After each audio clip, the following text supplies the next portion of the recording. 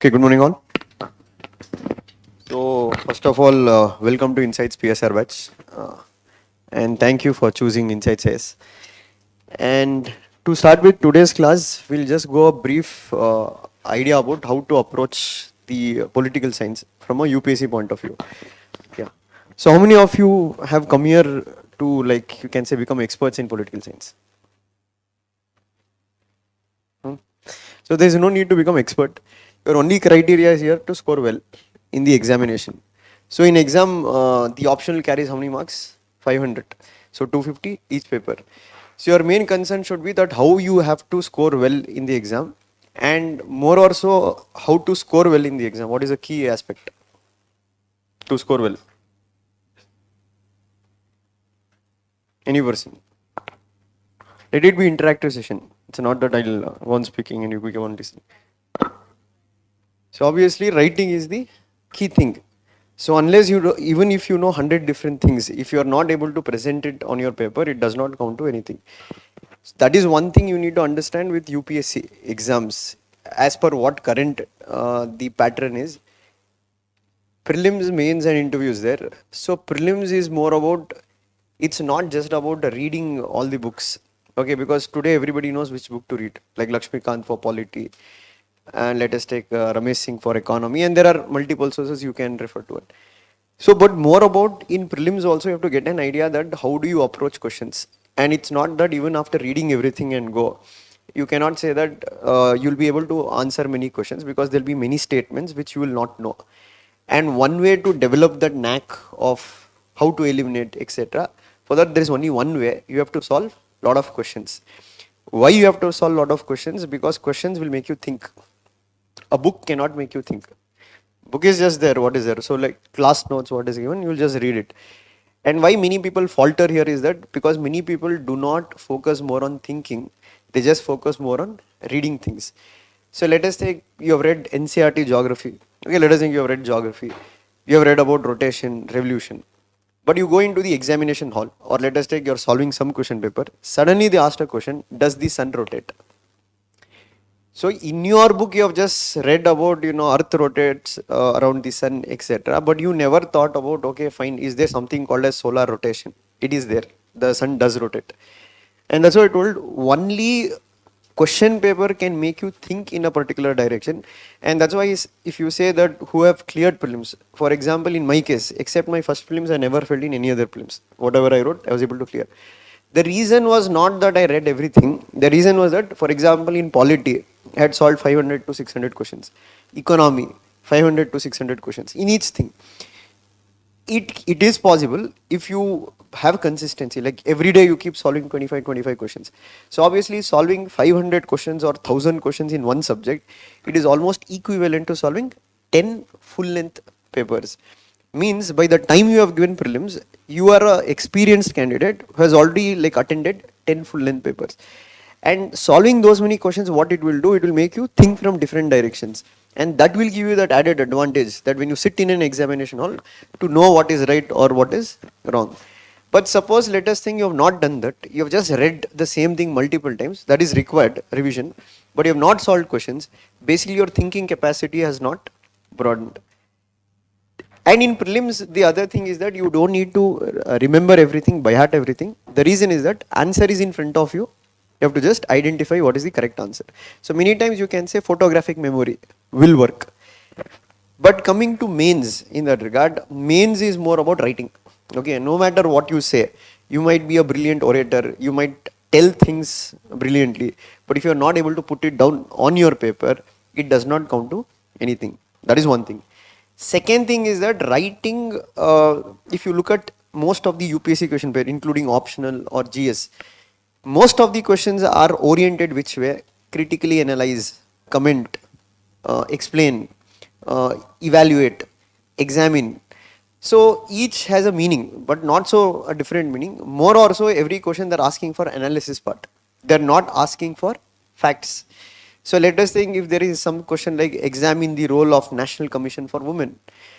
If you just write, what is National Commission for Women, you won't get marks. Maybe you'll get 1/3 of the marks. But not only writing what is National Commission for Women, you also have to tell, okay, what is the role played by them? Okay, there might be few positives after the creation National Commission for Women. Similarly, they'll have few lacunae in that regard where you can say what are the issues there. Obviously, when you are speaking about issues, it is your duty also to write about way forward or what is the solution in that regard. So this will be some common pattern to the most of the mains pattern. And for mains, what will happen that many people, they don't have the habit of reading newspapers. They won't. Why? One or the other reason. They're like, we have joined a coaching, and the coaching might say, read our material, that is enough. Okay. Or you can say, we have vision material, so we are going to read vision material. It's no doubt that you have to read a material, because from newspaper you cannot pick everything. But if you don't read newspaper itself, it does not give you that thinking abilities. And now what will happen? We say, usually first you have vision about the exam before you read vision IS. Okay, if you only don't have vision about the exam, just reading vision IS 365 times, it's not going to make any difference. So that's why I told, reading newspaper has its own advantage. Okay, and in newspaper, what will happen? What you keep reading every day, it's repetitive. Okay, in exam also, they are asking issues which are repetitive. So that will give you a logical connection. Yeah, notes, what you require for it, you don't need to make any notes. Just refer to a material, that would be suffice. Now, coming to optional subject, which carries weightage of 250, 250 needs thing.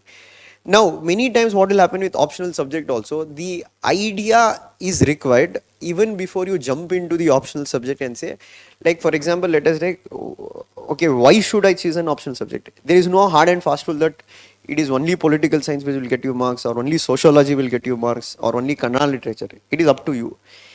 Each subject will score. Okay, it's not that which subject is scoring. You have to score in that subject. No subject will score for you. You will have to score in that particular subject. But again, you can see problem what students understanding is that they go by measurement of the syllabus. Okay, let's look at the syllabus, which is small. This is better. It doesn't work that way. A small syllabus might be on the paper, but once you start reading it in that regard, it will broaden up. Or some syllabus might be given in detail. Or let us take political science itself. Now, what we are going to discuss. So, in political science, you have two papers, right? Paper 1.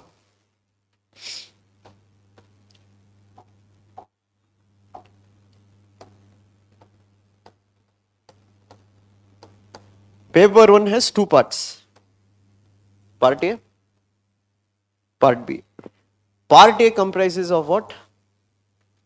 The Western political thought, the Indian political thought, as well as the theories and concepts. This I will enlarge in a bit of time. What does Part B comprise of? It comprises of Indian national movement, the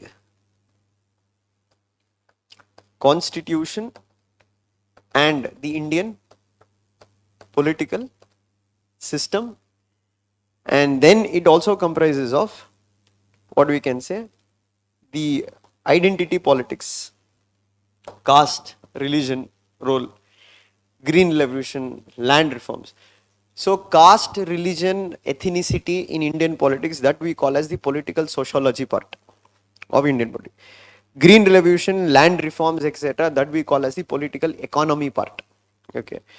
So what do we mean by political sociology and political economy? That's why I told today the subjects are also says that sociology students will also have to know about constitution. The political science students will also have to know about Indian society, that is caste, religion, how it works. But here we are not studying about society separately. We are studying about how caste influences politics. So we are not going to read everything about caste. Our main concern will be what is the impact of caste on Indian politics, or how Indian politics has influenced caste system in India in that regard. So this is what is there largely in your paper 1. And if you take paper 2,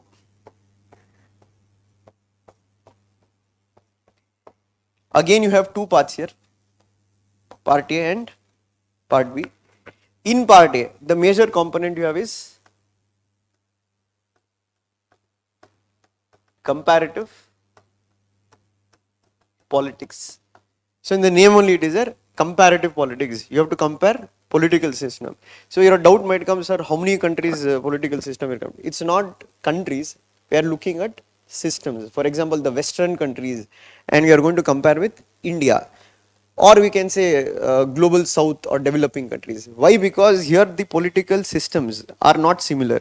For an example, let us take how elections will happen in America and how elections will happen in India. We are not only speaking about the method of election, we are also speaking about the culture. So, for example, you can say in a country like India, caste might play a key role in Indian elections, but in America, caste might not play a key role because they don't have something called as caste system. Or if you look at political parties in India, we see political parties in India have both features of modernity and traditionality. Okay, for example, traditionality, there are caste-based parties, there are religious-based parties.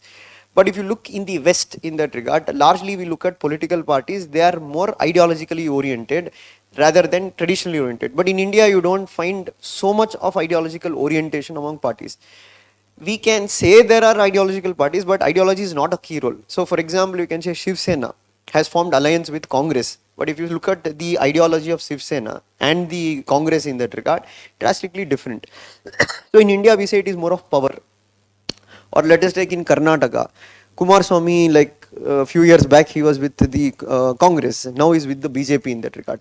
Why? Because here more what parties will look for is their survival, and it is power. So it's a comparison about how party system works in India compared to the West, how social movements are in India compared to the West. Okay, how the state structure means how the behavior of the state in India compared to the West. I'm taking only as India as a tipping point, but question is not only about India. You can also bring Pakistan, Sri Lanka. These are all developing countries, what we can say. So that is what we say comparative politics. And to compare, you need to know approaches. That is what you're going to read here. There is political sociological approach, political economic approach, political cultural approach. Then you have theories of international relations, which you're going to read. So broadly, when you look at international relations, because this paper is more about international relations, we cannot study international relations blindly as you can say a relation between two countries, etc. You have to know an approach. There might be different theories explaining, okay, why do countries behave in a particular way? Okay, there is realism, there's Marxism, there's liberalism, etc. So that is what you're going to read about these theories, who has proposed which theory, etc. And then you are going to read about key concepts in international relations. For example, I think when you're reading newspaper, let us say you come across terminologies such as national interest, balance of power, or what is security. You need to understand these concepts. If you understand these concepts, then reading IR becomes much easier. But without knowing the concept, if you approach IR, it is more like you're reading a story. And stories do not fetch marks in exam. Stories are only required maybe to give you a background. Okay, so let us take for you to understand the current India-China dynamics in that regard. You cannot just read it as per what is happening. You need a theoretical framework. So when we look at India and China, we can say there is something called as complex interdependence. So what do you mean by complex interdependence? India is dependent on China. China is dependent on India in terms of economics. But still there is complexity in the relationship. Why? Because you can say we have border issues, or if you say the growing role of China within India's neighborhood, what we call string of pearls in that regard. Even though these issues are there, still India and China are also part of SCO. Both India and China are also part of what you can say BRICS in that regard. That is why we call it as complex interdependence. There is a theory called as complex interdependence. So when you read different theories, you need to look through the lens of these theories, that how do relation between two countries are working. But if you look at India and Pakistan as an example, here we say they work through the prism of a zero sum game. Okay, that's again it's a concept. Like what do you mean by zero sum? Plain and simple, somebody's gain should be somebody's loss. So that is how India-Pakistan's work. So for example, if you take Kashmir issue, that is how they're looking at either India should gain or either Pakistan should lose or either Pakistan should gain, it will be India's loss. And that is why you can see in India-Pakistan's relationship, the trade has not been so much. When compared to India and China, even though we have border issues with China, still our trade relations is going on well with China. So there are different ways you can look at. There is one more theory called as democratic peace theory. Okay. Usually it says that two democratic countries will turn very well, the relationship will be more stable. So some would suggest, like when you look at India and America in that regard, or the recent collaboration between India and America, we can see through the lens of democratic peace theory. America is the world's oldest democracy, India is the world's largest democracy. But that's why I told, it is your way of looking at things. Maybe let us think, she will tell, I won't agree with what you are saying, that India and America are not becoming close because of democracy, and she will bring an argument saying that if that was the case, then why during Cold War India and America's relationship was not so close? Even then we were a democracy, when they were a democracy. Her argument might be different. She says that why India and America has become closer today, it is not because both are democracies, it is a rise of China. The rise of China brings a challenge to both India as well as America. So because China today has risen, and China is trying to attempt to, you can say, convert Asia into a unipolar Asia, means they are the most dominant power in Asia. And similarly, a unipolar Asia, if China achieves it, and China tomorrow is going to challenge America to what? To make the world multipolar. Currently, America enjoys the domination of the world. And that is why you can say both India and China feel that the rise of China has created problems for them. And that is why India and America today are formed strategic partnership. So there is no one way of looking at things. There is multiple way of looking at things. The theories will give you an idea that what are the different angles through which we can analyze a relation. So that is what we say, the starting parts, the theoretical parts are very important for you to understand, because if you understand the theories well, rest of the paper will become pretty easy. Then you also will be reading about Cold War, non-aligned movement, the rise of American hegemony, how America went on to become the superpower of the world. And then we are going to also read into international institutions. Not all organizations, only the major ones. UN, WTO, IMF, or anything recently in news like International Criminal Court. It has been there because they had issued arrest warrant to Putin in that regard. We have to read about them. Then you will have some, what you can say, general areas. We said democracy at global level, terrorism at global level. And for these are all, you can say, you would have already read in part A, paper 1, but here it is more application. So let us take a classic example.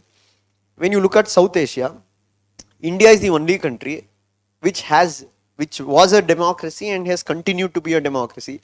Most of our neighboring countries, democracy has not been stable. So they might ask a question, why? That is one area they can. Or if you are reading newspaper regularly, if you see in Africa, in Sahel region, what we say, in recent last 1 year, 5 to 6 governments where you can say military coup has happened. Means the military has taken over, the democracy has built. Question is again, why? Or if you take in Afghanistan, as soon as the Americans exited Afghanistan, you can say Taliban took over, democracy fell flat. Question is why? So we have to compare here that why in India democracy survived, why in other countries democracy has not survived. So here multiple ideas might come. So some might say, okay, democracy is not suitable for Asian countries at large, but India stands as an exception to it. Or some might say there might be other reasons, means we have to look into why in India democracy is more stable. You can have multiple factors. So you can say one, what you have Amartya Sen, who says that democracy is not something new to India. Even though we didn't have a democratic government, we had democratic ideas since ancient times. For example, if you take Rig Vedic period, you had Sabha, Samiti. If you take, what is it? Avidata. And if you take Buddhist period, we had Sanghas, Buddhist Sanghas, which worked as a symbol of deliberative democracies. Or even if you take the period of Cholas in that regard, they had local governments in that regard. Or even if you take during the Mughal period in that regard, this Akbar had Deen-e-Ilahi, means what? Peace for all. So there has been not governments, but there has been democratic ideas in India from before. And you can say 150 years of British rule in India, they also introduced parliamentary democracy into India. So Indians had the experience of tackling with democracy. Or second reason you can also look into is that the leaders who were there, as soon as we got independence in the regard, Nehru, Patel, Gandhi, etc., they were all Democrats. Democrats means believers in democracy. And that is why you can say they ensured that democracy is stabilized. And the Indian military, what is there? It was not allowed to become too strong. So if you see CDS, Chief of Defense Staff, was not created. It was created very recently. Why? Because they feared that if one person is able to command the whole military, there might be a military takeover, because that has been largely seen in newly developing countries who have become democracy. Or third, you can give it credit to Ambedkar and constitution in that regard, where you can say he set a constitution in such a way that the constitution has survived and the constitution has ensured that it can protect any kind of threat. For example, let us take the constitution gives fundamental rights. The constitution gives rights to the people to go to the court, etc., whenever their rights are threatened. Or then you can also give credit to the civil society in India. Means, what is civil society? These organizations which are there: PUCL, Public Union for Civil Liberties, Public Union for Democratic Rights, JP movement in that regard. Or very recently, if you take the Association of Democratic Reforms, ADR, they went to court with regarding the electoral bonds. So India has a vibrant civil society, and whenever the governments have tried to become authoritarian in nature, the civil society has kept them in check. Be it Indira Gandhi or be it recently Narendra Modi, the civil society has fought back. And that has been India's strength always. And that is what you have Yogendra Yadav, who says that it is the public which has rescued the republic. Means, whenever the threat to the republic is there, it is the Indian public that have come to the help. Or you can look at one more thing, Rajni Kothari, who's a scholar, who gives a very unique point. He says, in India, once you're a democracy, people will have to participate in the democracy. And usually in olden times, democracy was largely seen where people need to have education to participate. But what in India is that even an uneducated is able to participate, and he points out to caste. We usually see caste as a negative thing, but what Rajni Kothari says that caste in India has enabled mobilization of the people on identity lines, and a large scale participation has happened, and that has been one of the India's strength, which was not there in the other countries at large, for the people to mobilize and participate in politics. And you have to give credit to the Indian judiciary also, because judiciary has stood up when when the governments have become too authoritarian. So let us take the judiciary's use of public interest litigation, doctrine of basic structure, the Article 142, that is complete justice in that regard, or recently the judiciary's judgment on the electoral bond scheme, etc., has to a certain degree, what you can say, protected the Indian democracy. So these kind of questions can come in these areas, and that's why I told, for these and all, you don't need to by heart things, but you need to have a very good understanding that what is happening. So this is what largely you are going to read in part A. Part B is largely based on Indian foreign policy, that is pure to pure IR. That is, we are mainly focusing on India now. So what we are focusing here, plain and simple, the determinants of foreign policy, like what are the factors that have shaped Indian foreign policy. Then we are going to read about institutions which are involved in foreign policy making: Ministry of External Affairs, National Security Advisor, Parliament, Prime Minister's Office, or you can say think tanks. You have ORF, IDSA, who will also participate in policy making. And we are also going to focus on India's policies, like for example, Look East Act East policy, Neighborhood First policy, or we have recently brought the Indo-Pacific strategy, that is free and open Indo-Pacific, what India has brought. And we are also going to focus on certain major countries. Now this is where some students will get confused about political science. Like one of the students said recently, like India-Singapore relation, not required. That you have to just read as broader outset of what? India, Southeast Asia. Nobody is going to ask you about India, Singapore, write about India, Fiji. And if you see the question paper also, there is not one single question they have asked in political science. Why they won't ask is that even the UPSC knows that it is not possible for a person to just read everything. But whatever you read about Singapore or something, you have to see in a broader vision of Southeast Asia. So we have Look East Act East policy here. So we have to know what is Look East Act East policy. So we are reading the region as a whole. Countries, what you are reading specifically is the major countries: US, Russia, Japan, Israel, Europe Union in that regard, and you have this Afghanistan, Pakistan, China, largely. And maybe once in a while, if you take this Bangladesh issue happen, that time it will become important for you to look into. Otherwise, don't sit and read about India, Fiji, India, let us say Greece in that regard. They won't ask such narrow questions. That's why I told, don't worry about reading smaller countries, just understand the region. For like Africa, read about whole of Africa as a whole. Or if you take Central Asia, or if you take West Asia, or if you take Latin America, that is Brazil, Argentina, etc. And it is not one country specific, it is a region specific. And this is what we'll be reading in your part B of your syllabus. Okay, this is the holistically what is there in your syllabus. Now, to starting point, where we'll always start with that, we'll always start with the Western political thought. Okay.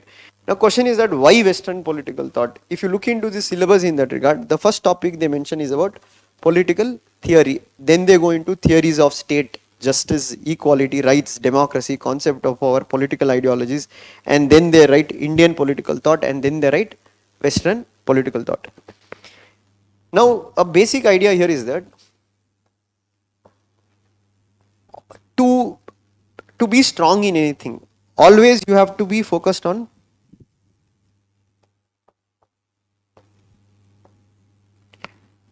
basics. If your basics is very strong, understanding advanced things becomes much easier. And that is why in the group I had posted the NCRT books for what?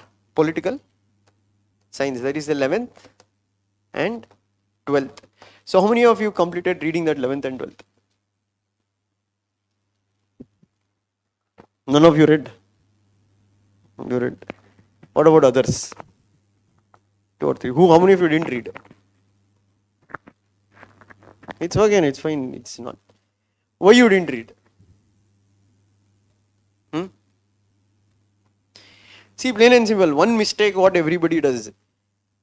Let us say, unless you have a master's degree in political science, or you have done your graduation in political science, if you are a person who is from commerce background or engineering background, in especially UPSC, whichever subject you take, it is always better to read NCRT.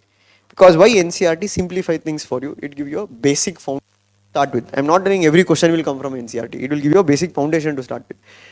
What many will do is that they don't read. Even in GS classes, same thing. And now something what you want to prepare, you have to prepare logically. Okay, you cannot just prepare blindly, saying that I'll sit in a class for 4 hours and I'll take down notes and whatever in the notes that will come in the exam, it won't happen like that. So those who have not read, try to read NCRT, especially the 11th and 12th. Why? Both these books are very good. Okay, excellent in that regard. Or let us take the book that is 12th standard, Contemporary Global Politics. Many points here you can directly use it in the exam, especially for political science, even general studies, IR paper, what comes. And it will also give you a basic understanding if you don't know any basics of international relations. So that is one thing. Try to read NCRT. Now, coming to the other parts, class notes will be given for every part of the syllabus, most of the parts. Now, class notes I won't dictate in class. I'll give the scanned copy of my written notes that you can go through it. Why? Because one dictation I tried last time, it will take hell lot of time. It will take up to 6 months or 7 months to complete the course itself. And second one, as a dictation, what happens, I feel is that maybe you're taking down the notes, but there is not sufficient discussion on the particular issue which is there. And especially for the mains part, like it should be more discussion oriented for you to understand the idea rather than just blindly taking down what is there. So notes will be detailed.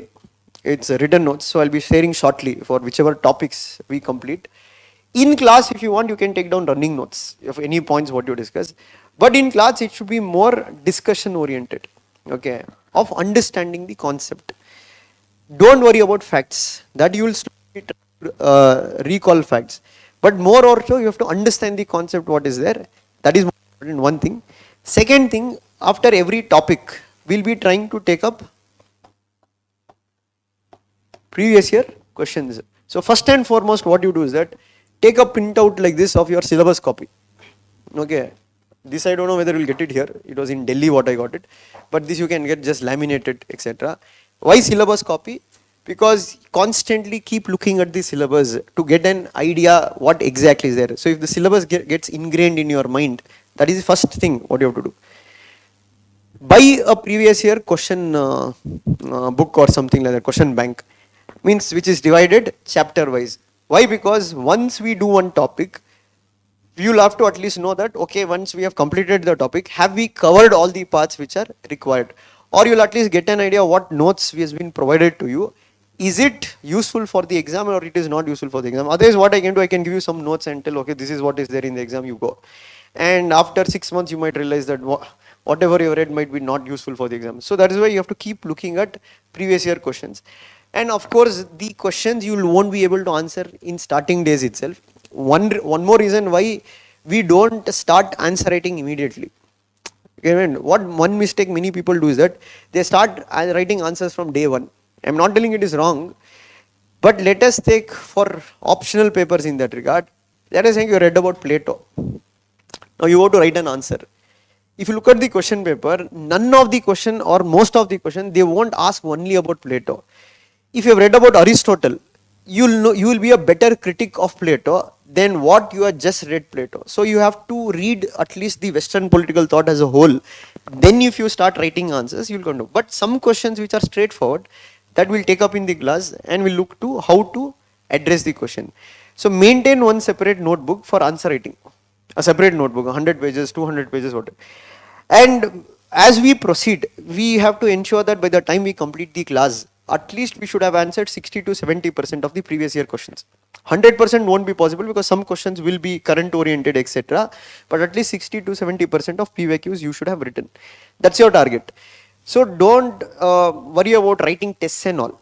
First write lot of previous year questions. Get used to writing of PYQs. Make it a habit of writing PYQs.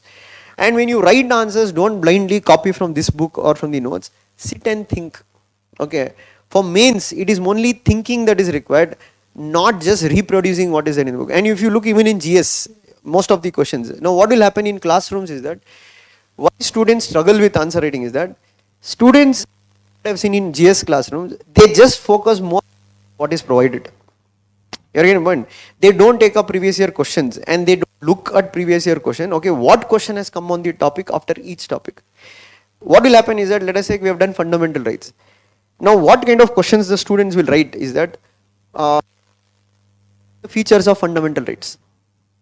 What they will do, they will open the, what Manjana has given, 1, 2, 3, 4, 5, 6, they'll write, seeing what is written in the notes and tell, how is my answer writing? Hopping from year to year and then coming and asking, how is my answer writing? Answer writing will be good only.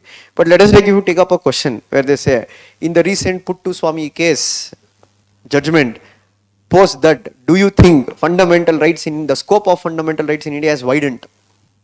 Now this is the question that you have to write. Why you have to write? First of all, you have to know what was happened in Puttu Swami case. Then you have to be able to interlink and say how this judgment has widened the scope. Means you have to understand the meaning. What is the scope of fundamental rights? Many students won't do.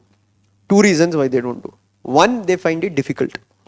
Second, they're not ready to work on that. Okay, their expectation is different. What is their expectation? They expect questions in exam will come like that. What is fundamental rights, right? What are the rights mentioned under right to think? So they keep just reading article 25. They won't look into issues which have happened. In UPSC, 99% of the question, if you like last 5 to 6 years, all are issue based questions they've asked. And that's why I told, what you're preparing and what they're expecting, when it is not in synchronous, obviously results won't come. It will happen something like the recent KPSC exam. Okay, so KPSC exam recently, if you see, Kannada translation is far worse, and right decision the government did. But you cannot tell the English paper was bad. Okay, only those who didn't know English were reason. But those who knew English were just shooting behind the back of Kannada students, saying that no, English ಅವ್ರಿಗೆ ಅನ್ಯಾಯ ಆಗಿಲ್ಲ, ಸರಿಯಾಗಿ ಓದಿಲ್ಲ, marks ಬಂದಿಲ್ಲ. Why? Because KPSC has also shifted gears now. They've also brought their paper on lines of UPSC. And obviously, if you're a student who studied only for FDA exam, SDA exam, you can't do well in these kind of exams. Why? These exams are largely analytical based. So, in the point, so we have to write a lot of previous year questions. So, maintain a question bank and see. This is the first day.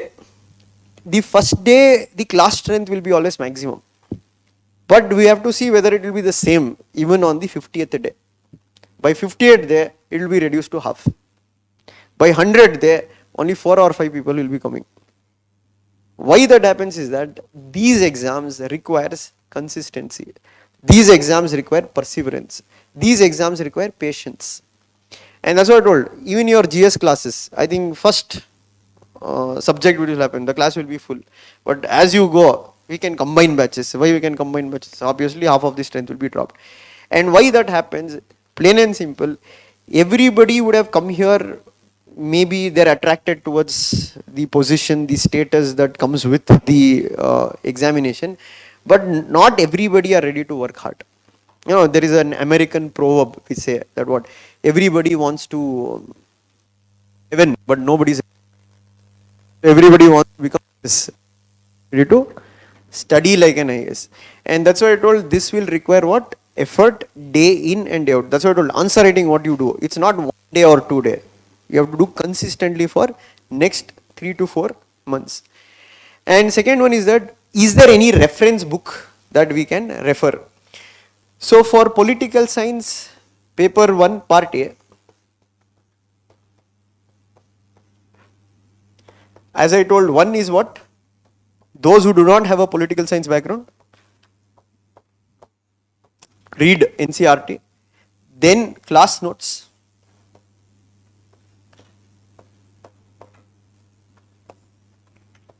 Class notes.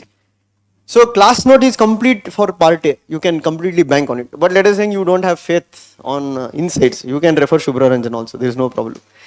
So then you can refer. There is a book called as OP Goba. Now OP Goba don't read in starting only. This is just a reference material. What is a reference material?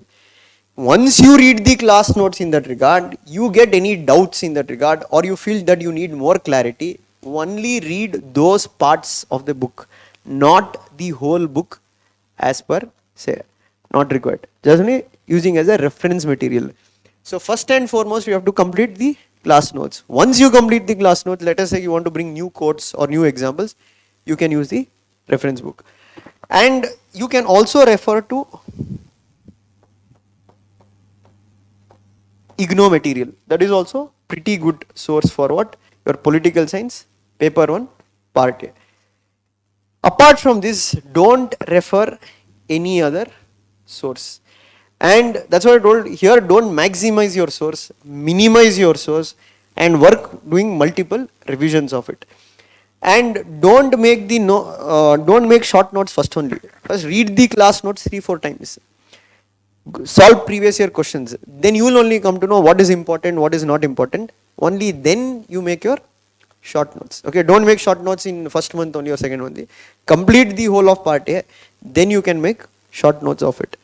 Or you can also take a look at some toppers blogs who are there. Like you have Utkarsh Dwivedi in that regard, whose blog he has uploaded his short notes. What is it? So it's a good way that how he has organized his notes, that you can take an inspiration. But if you tell sir, what if I read his notes only? To read his notes first you have to know the subject. Okay, you can't directly go and read it. So that's why I told you have your own set of short notes. Okay, according to your comfort level, what do you think? But first complete your class notes. Use IGNO and OP Goba as what? Reference materials. Nothing else is required. So then what about any kind of current related things? Okay, in part A there is not so much current related things. It's very minimal. You can say 85% is static. Only 15% might be current related. For this, from Insights we have been releasing a monthly magazine called as News to Notes. This is purely for PSIR related developments. So this is released every month. On the Telegram channel also, on website also, you can download and read. But this don't read now. You will get the whole compilation that I will provide. This you read it towards the end. Means once your whole preparation is done, any kind of current affairs update, what is required, you can refer to this material. Newspaper reading is something that you have to regularly do. Okay, especially editorial pages, because there are a lot of editorial pages that can be linked to political science. And that will make your answer stand out. Okay. So end of the day when you go to the exam, why we say many times if you logically see, static subject should do well now. There is nothing else to add. But if you look at the last year's scoring pattern or those who have done well, largely it has been political science and sociology. Okay. One of the reasons why static subjects don't do well is that in a static subject, there is very little room for you to show your innovation. But in a subjects like political science or sociology, you have more scope to write diversely. And that is why you can say here, when you take political science, let us think now something which is happening in West Bengal, that is gender related thing, that can be linked to women security. Or let us think there is now in Karnataka a conflict happening between the governor and the state government, that can be linked to federalism in that regard. Or let us think there is now something which is happening in Israel and Palestine, that can be linked in international relations in that regard about security. So you can extract lot from newspaper, but that you will understand over a period of time. I will show as an examples that what articles you can take or what articles you can link. And if you are following the Telegram channel, the political science Telegram channel, every day we are uploading these snippets also based on the current affairs. Okay. But I would suggest you read newspaper, then you refer the snippet. So at least one newspaper you read, Hindu or Indian Express, your wish. But don't try to read 2 or 3 newspaper, it won't be possible. But if you have the habit of you're a voracious reader, you can read things quickly, then no problem. But you find that reading newspaper is taking time, stick to one. Don't try to read 2 and all. But if you are very good in reading newspaper, because you already know what is important that you can pick up very quickly, then you can refer 2 newspapers, that will definitely help you. So this is for paper 1 part A. Okay. Now paper 1 part B.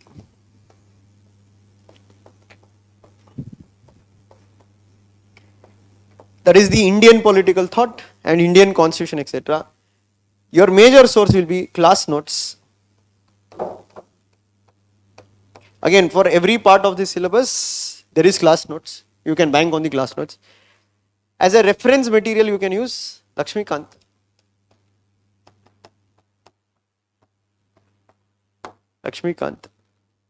And you can also refer IGNO. But here IGNO won't be so useful as per se. Why? Because if you take part B, that is Indian constitution part, this we say is 60% static, 40% dynamic. Dynamic in the sense 2024 elections happened. There might be a question regarding voting behavior, how people have voted. Or you can say recently there has been conflict between governor of Karnataka, governor of Tamil Nadu, governor of Kerala. They might ask a question on conflict between governor and thing. So for this, what we say that class notes, along with that news to notes, what you are told, there will be covering most of these issues. For example, now very recently you have the issue of uniform civil code. They can ask in exam. Or recently government enacted the 106th constitutional amendment, that is related to what? Women reservation. So that can be asked in the exam, saying that will it lead to what empowerment of women? What is your analysis in that regard? Or we can say there is a proposal of lateral entry into civil services. That can also come in, because these are all related to constitution, politics, etc. For these parts, as I told, we will be providing notes, the updated current affairs notes. But as I told, you need to pick up these issues when you are reading newspaper, knowing that okay fine, this they can ask in the exam. So I need to have 1 page short notes for it. Okay, this will be covering when I do the classes also, but you will also have to keep an eye. So here completely bank on the class notes. Okay, reference you use Lakshmikant. There is one more book called as BL Fadia. It's a very fat book. But I don't think so that is required, because the notes what has been written, it is taken from BL Fadia, Oxford book on Indian politics, as well as newspaper, other articles. And that's why I told notes will be enough. But just if you want to refer something, you can use it. Otherwise you just bank on the class notes for this part of your syllabus. Paper 2, part A. Here, as I told, there is this NCERT called as what? 12th standard. What is the name of the 12th standard NCERT book? Contemporary Global Politics. It's a yellow color book. That is very, very important, because it is completely according to the syllabus that has been given in your paper 2. So read that book 1 or 2 times, that you will understand. Then you read class notes. Class notes will be provided for again the whole of part A in that regard. And here you can also refer to certain websites such as ORF, diplomat. Or if you are struggling with referring which article to read or not, please follow the Telegram channel. That is not this thing, the insights may not, the PSIR Telegram channel, where here every day we are posting articles which are important for political science. You just read those articles, that would be sufficient. And you will also get the compilation of these articles also I'll give when we read India, UN, etc. So this is also one reference you can use along with what your newspaper reading. If you want a reference book, which is a reference book you can use, there is a foreign author book called as Andrew Haywood, Global Politics. But again I said you don't need to read the book end to end, it's just a reference material, means some parts you can open the book and read, but don't try to buy that book, it's a very costly book, you will get it online, the soft copy in that regard, just download it and keep it with you. But again I told these are all last thing in your mind that you have to do after completing the class notes and all. This is for paper 2 part A. And for paper 2 part B,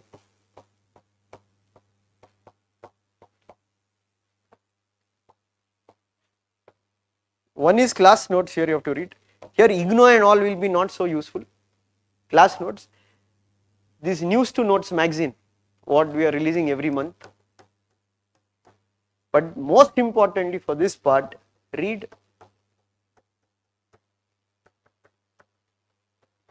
editorials. That's it. Nothing else is required. Why? Because this is one of the easiest part in political science. Because in IR, one advantage what you have is that you can easily guess what is the question that might come for the exam.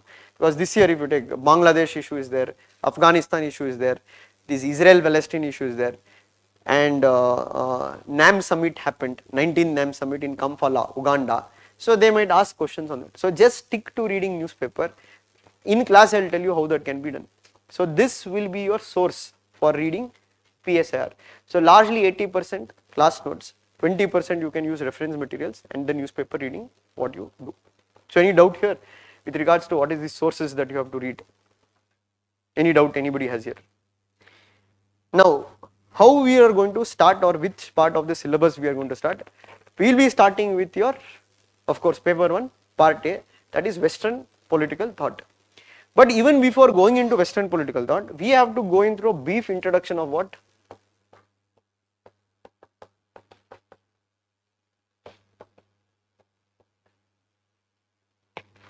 The concept called as political theory.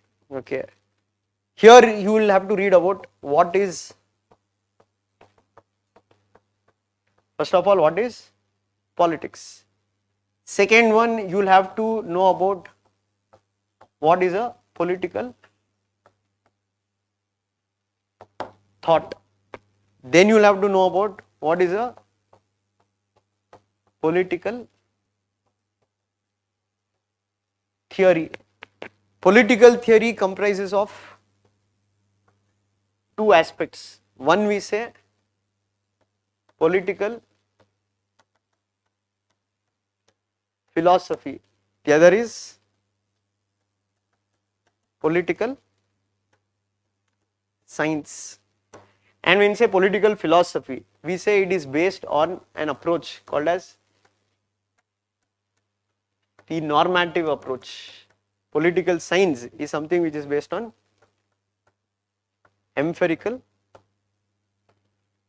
approach.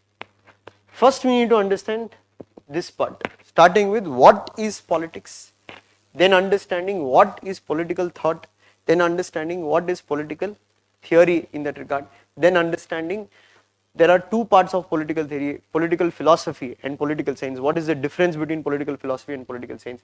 Though we call the subject as political science, the word science is there. So you might wonder, then even we call biology as science, chemistry as science, so what is so scientific? We are not looking through the sense of natural science. This is different, this is social science in that regard. But I'll explain what is scientific about, how we can study politics scientifically. This if we understand, now we'll go into, means once you have understood what is political thought, Obviously now if you connect the dots and say Western political thought, basically it means the political ideas that have come from the Western countries. So obviously here the foundation of the Western political thought is the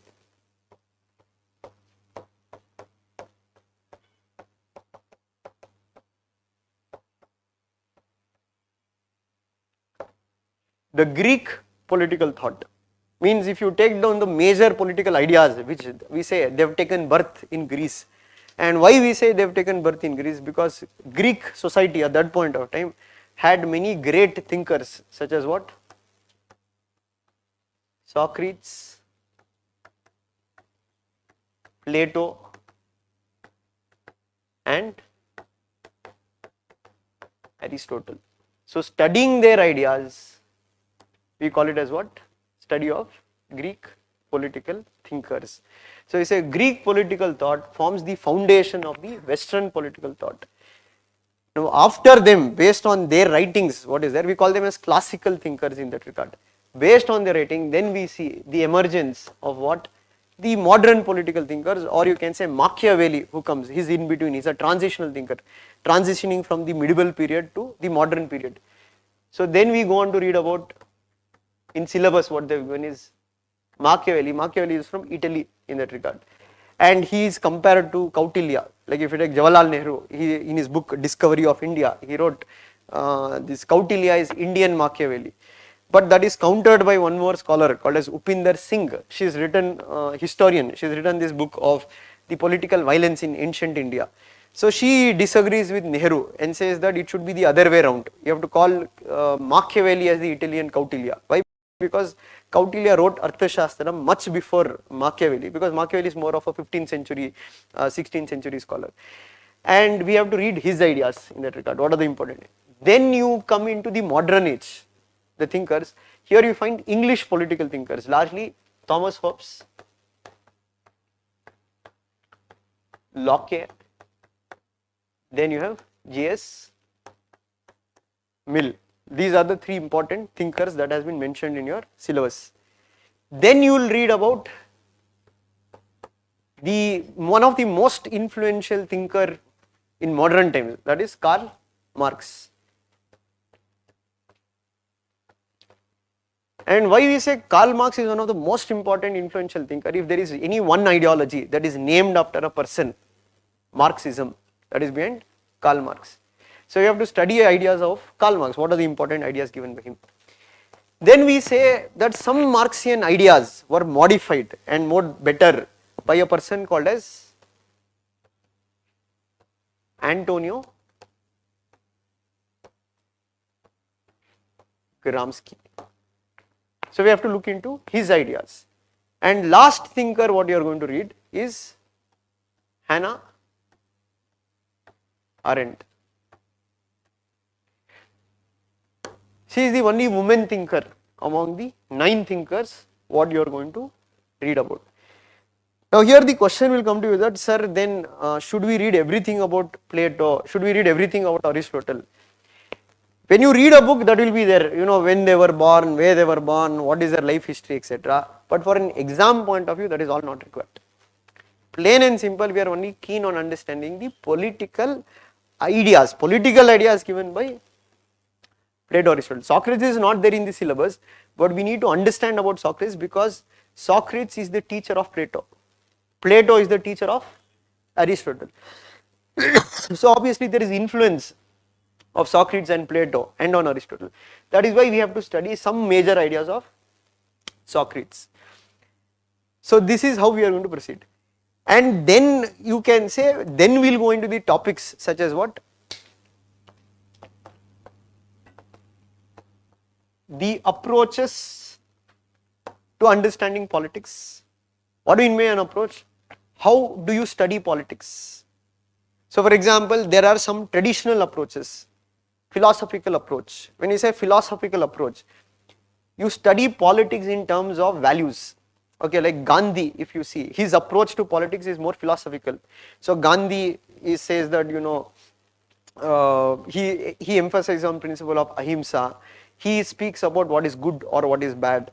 He speaks about the idea of Rama Rajya, means is equivalent to a state, to be a state that is led by Lord Ram, means an ideal state in that regard.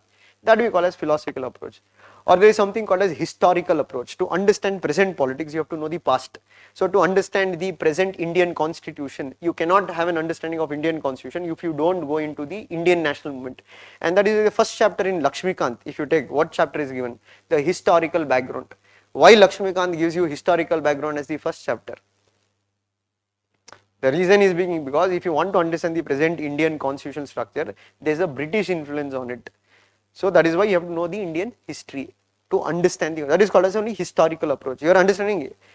Every scholar might use one approach to understand politics. Then you have legal and constitutional methods. That is purely you are going to study the laws or the constitution and you are going to make a comparison between two different constitutions. That is called as a legal constitution. These are all traditional approaches. But let us say after the Second World War, there were many new approaches that were developed to understand politics. That is where you study about behavioralism. And then you have post-behaviorism. So all these topics comes under what? Approaches to study politics. I am not gone into this, I am just giving a pattern that how we will be connecting. Once we complete approaches, then we will be going into studying one of the most important chapter, ideologies. So first we will have to understand what is an ideology. Then we have to go into different types of ideologies. You have liberalism, you have Marxism, you have feminism, you have socialism, you have Gandhian ideology, you have fascism. So we have to understand what are these ideas, why these ideas came about, what are the features of these ideas, is there any relevant of these ideas today. And that's why I told most of these ideologies chapter and Western political thought are we say are the soul of the subject. Because if you know these two topics very well, rest of the topics what is given in your party is nothing but repetition of what is there. You will read about democracy, but again Plato has also spoken about democracy, Locke has also spoken about democracy. It is nothing but now summarizing all their thoughts in one topic. You are going to read about ideologies, then we will read about theories of state. What is a state? What are the different theories of state? How state came into being? What are the functions performed by the state?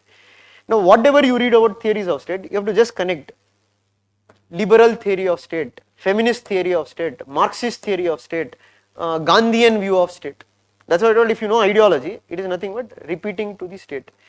Then we are going to study about power and authority as well as the concept of legitimacy. You need to understand what is power, what is authority. Now you can say, sir, anyway power I know in general. Knowing in general is different, having a theoretical base to it is different. So let us take what is power according to you.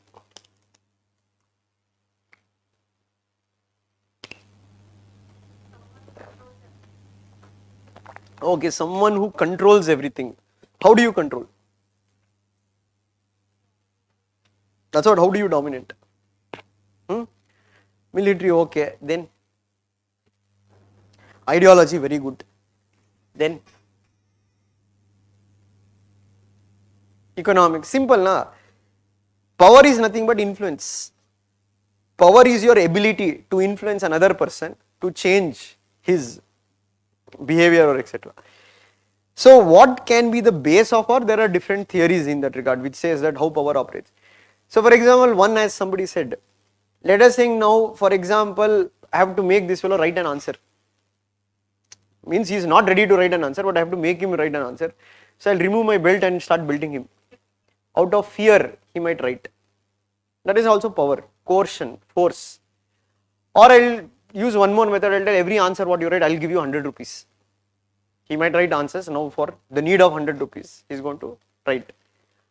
Or let us think I convince him somehow saying that if you listen to whatever I say, you are going to pass the exam. And he has no two doubts about it, he is completely convinced. That is ideological power. I control his mind.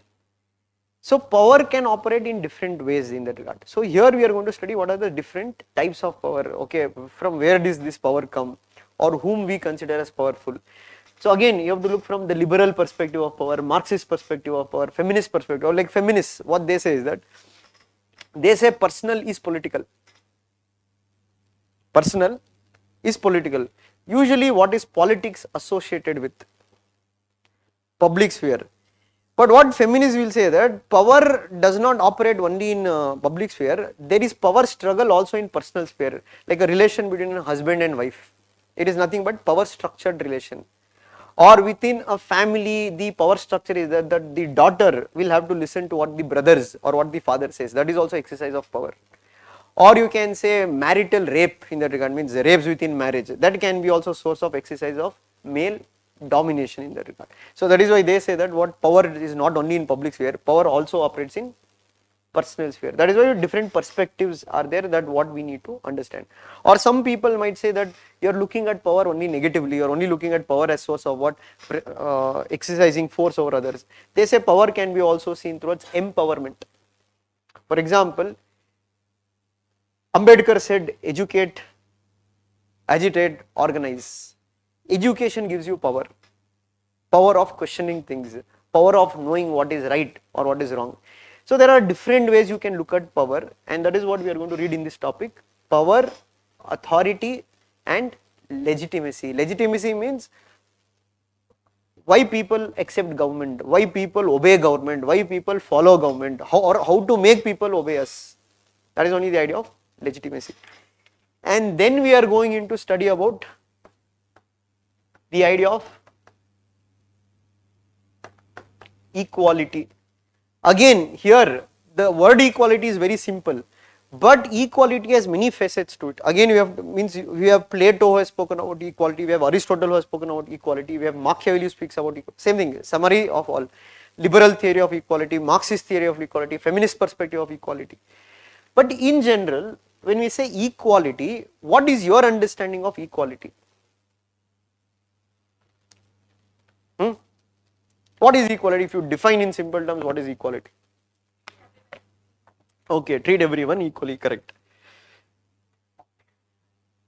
She is telling treating equals equally, unequals unequally. Okay, let us take her logic only first. Treating equals equally, unequals unequally. Now I will treat two men and two women differently.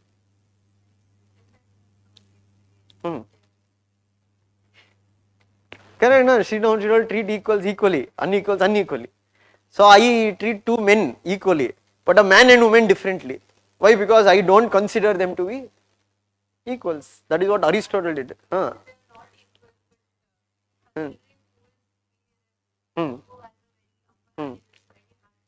So correct, here the meaning, treating equals equally, unequally goes on the context, what we are speaking on.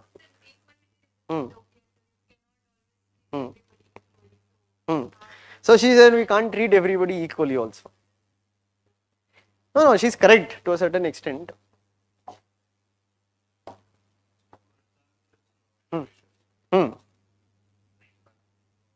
Yeah, that is equity concept. So now first definition, I think what she told, treating all equally. Okay, so let us take a scenario.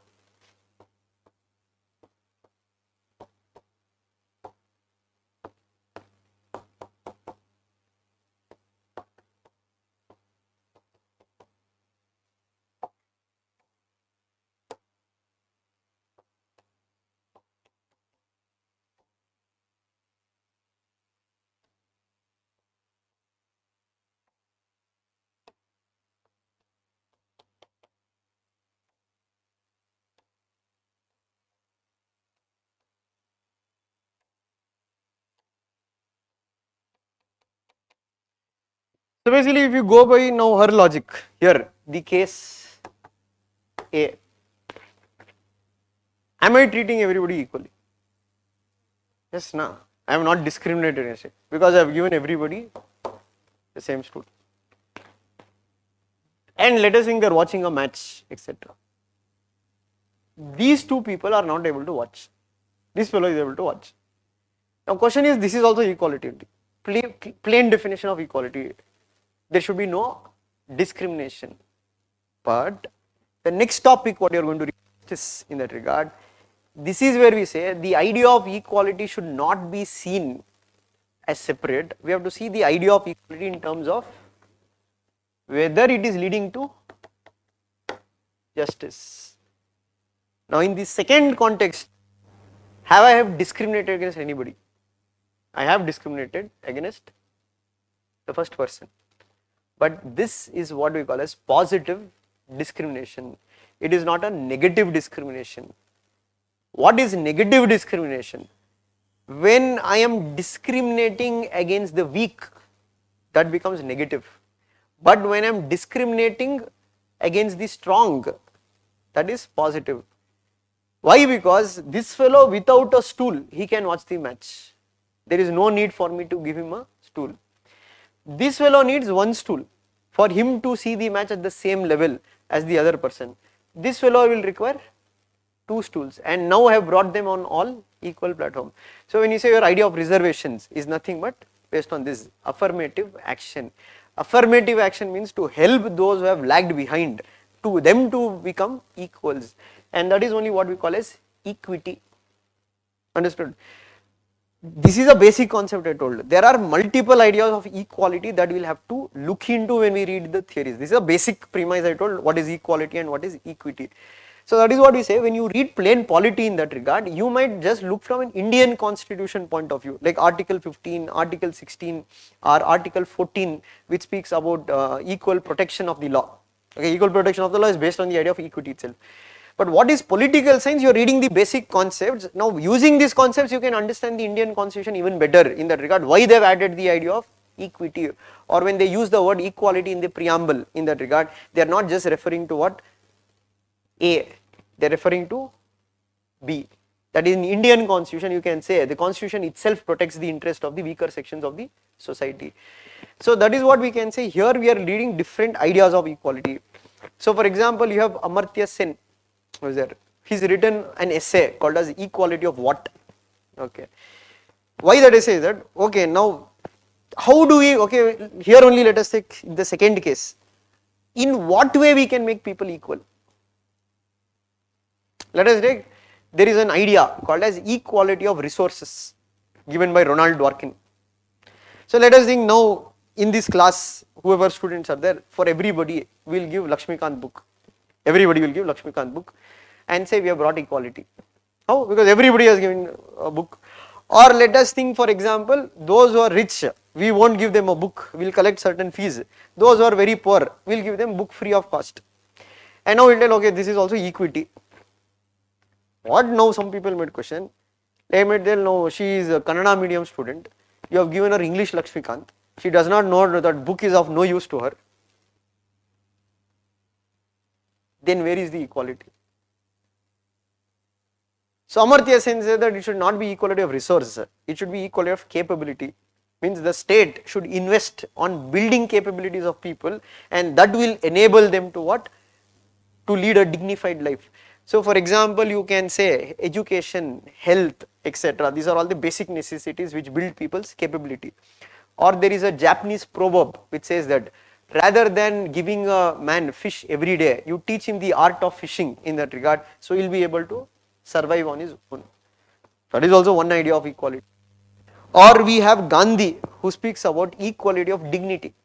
So what Gandhi says that you can't make people equal in terms of income. We can't expect that everybody should have the same income. That is not possible. It is not going to happen. But what Gandhi says is possible is that a sweeper and a lawyer, though they might not get the same salary, but they have to get the same respect for the jobs they are doing. That he says is what? Equality of dignity, that all humans are born as equals irrespective of which job they do, which is no superior or no inferior. And that's why I told there are different ideas of equality that we'll have to understand, and then we'll have to see where these ideas of equality can be applied, or you will be now able to understand the Indian constitution in the regard here, what ideas of equality they have introduced. Getting point? So that is what you are going to read in this particular topic, that is equality. Naturally, the next topic what we have to connect is with the idea of justice. There are again, I don't know, different theories of justice, but let us go with simple way for now. What is your understanding of what is justice?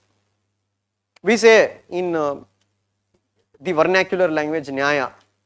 Okay, what is Nyaya or what is justice?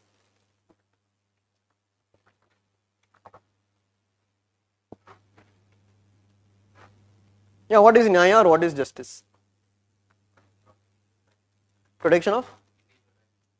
Okay, protecting individual rights. Okay, taken. Anybody else? Doing one's duty. Okay, so now she's telling if you do your duty. Okay, let us say no, Varna system says do your duty. Hmm. Dharma, same thing, Varna Dharma is only that, no. Hmm.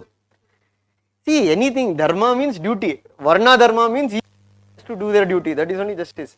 Now, that was the idea of justice in ancient times. Amen. Now, he told protection of rights, she told protection of duties. That's what we say. The word equality, the word justice does not have one meaning to it. It can be defined by different people differently in different situation, different time period,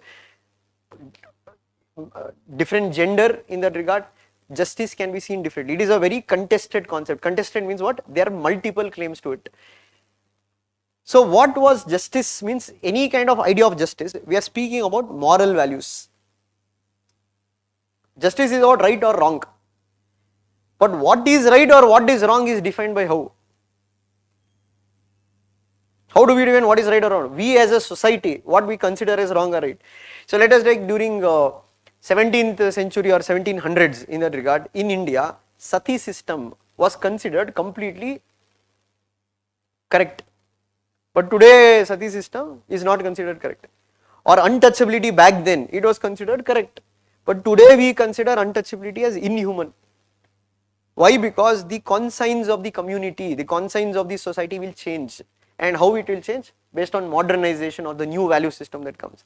So that's why I told justice is never constant, it keeps changing. For example, let us take Indian constitution or the recent current example. If you go back in 1994, that is the Indira Swani judgment, the position of Supreme Court back then when they gave justice. What was the court's judgment there?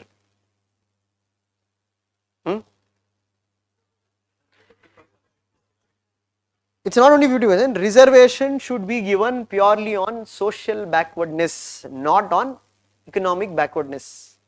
But in the EWS case, if you take, the Supreme Court judgment changed. Now they are told reservation can be also given only on economic backwardness.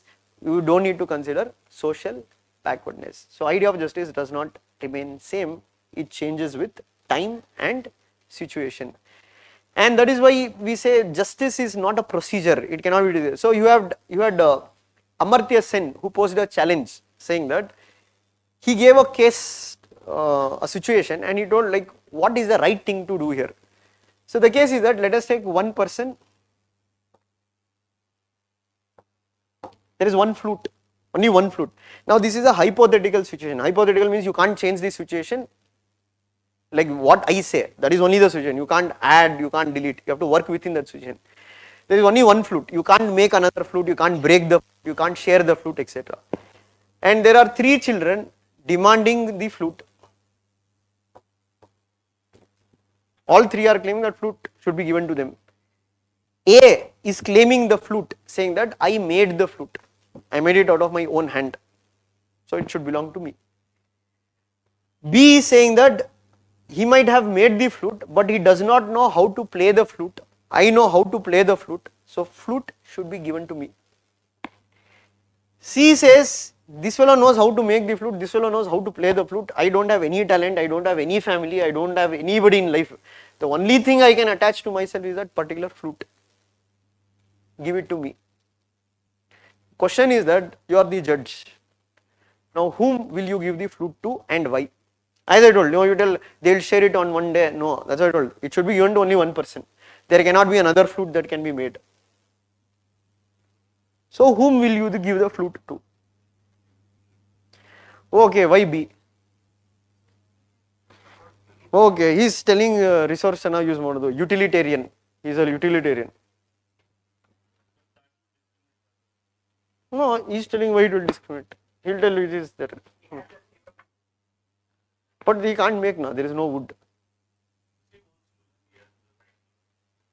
Who has the? but he does not have a flute to learn.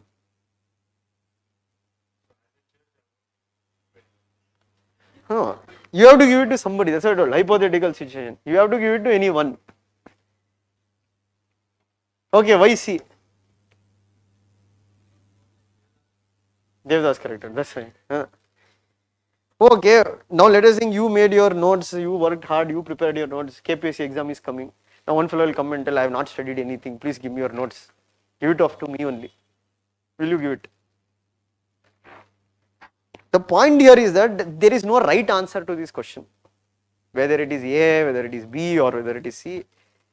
What Amartya Sen tried to explain here is that there are different ideas of justice. If somebody say give it to A, you can say you are a liberal or you are a capitalist.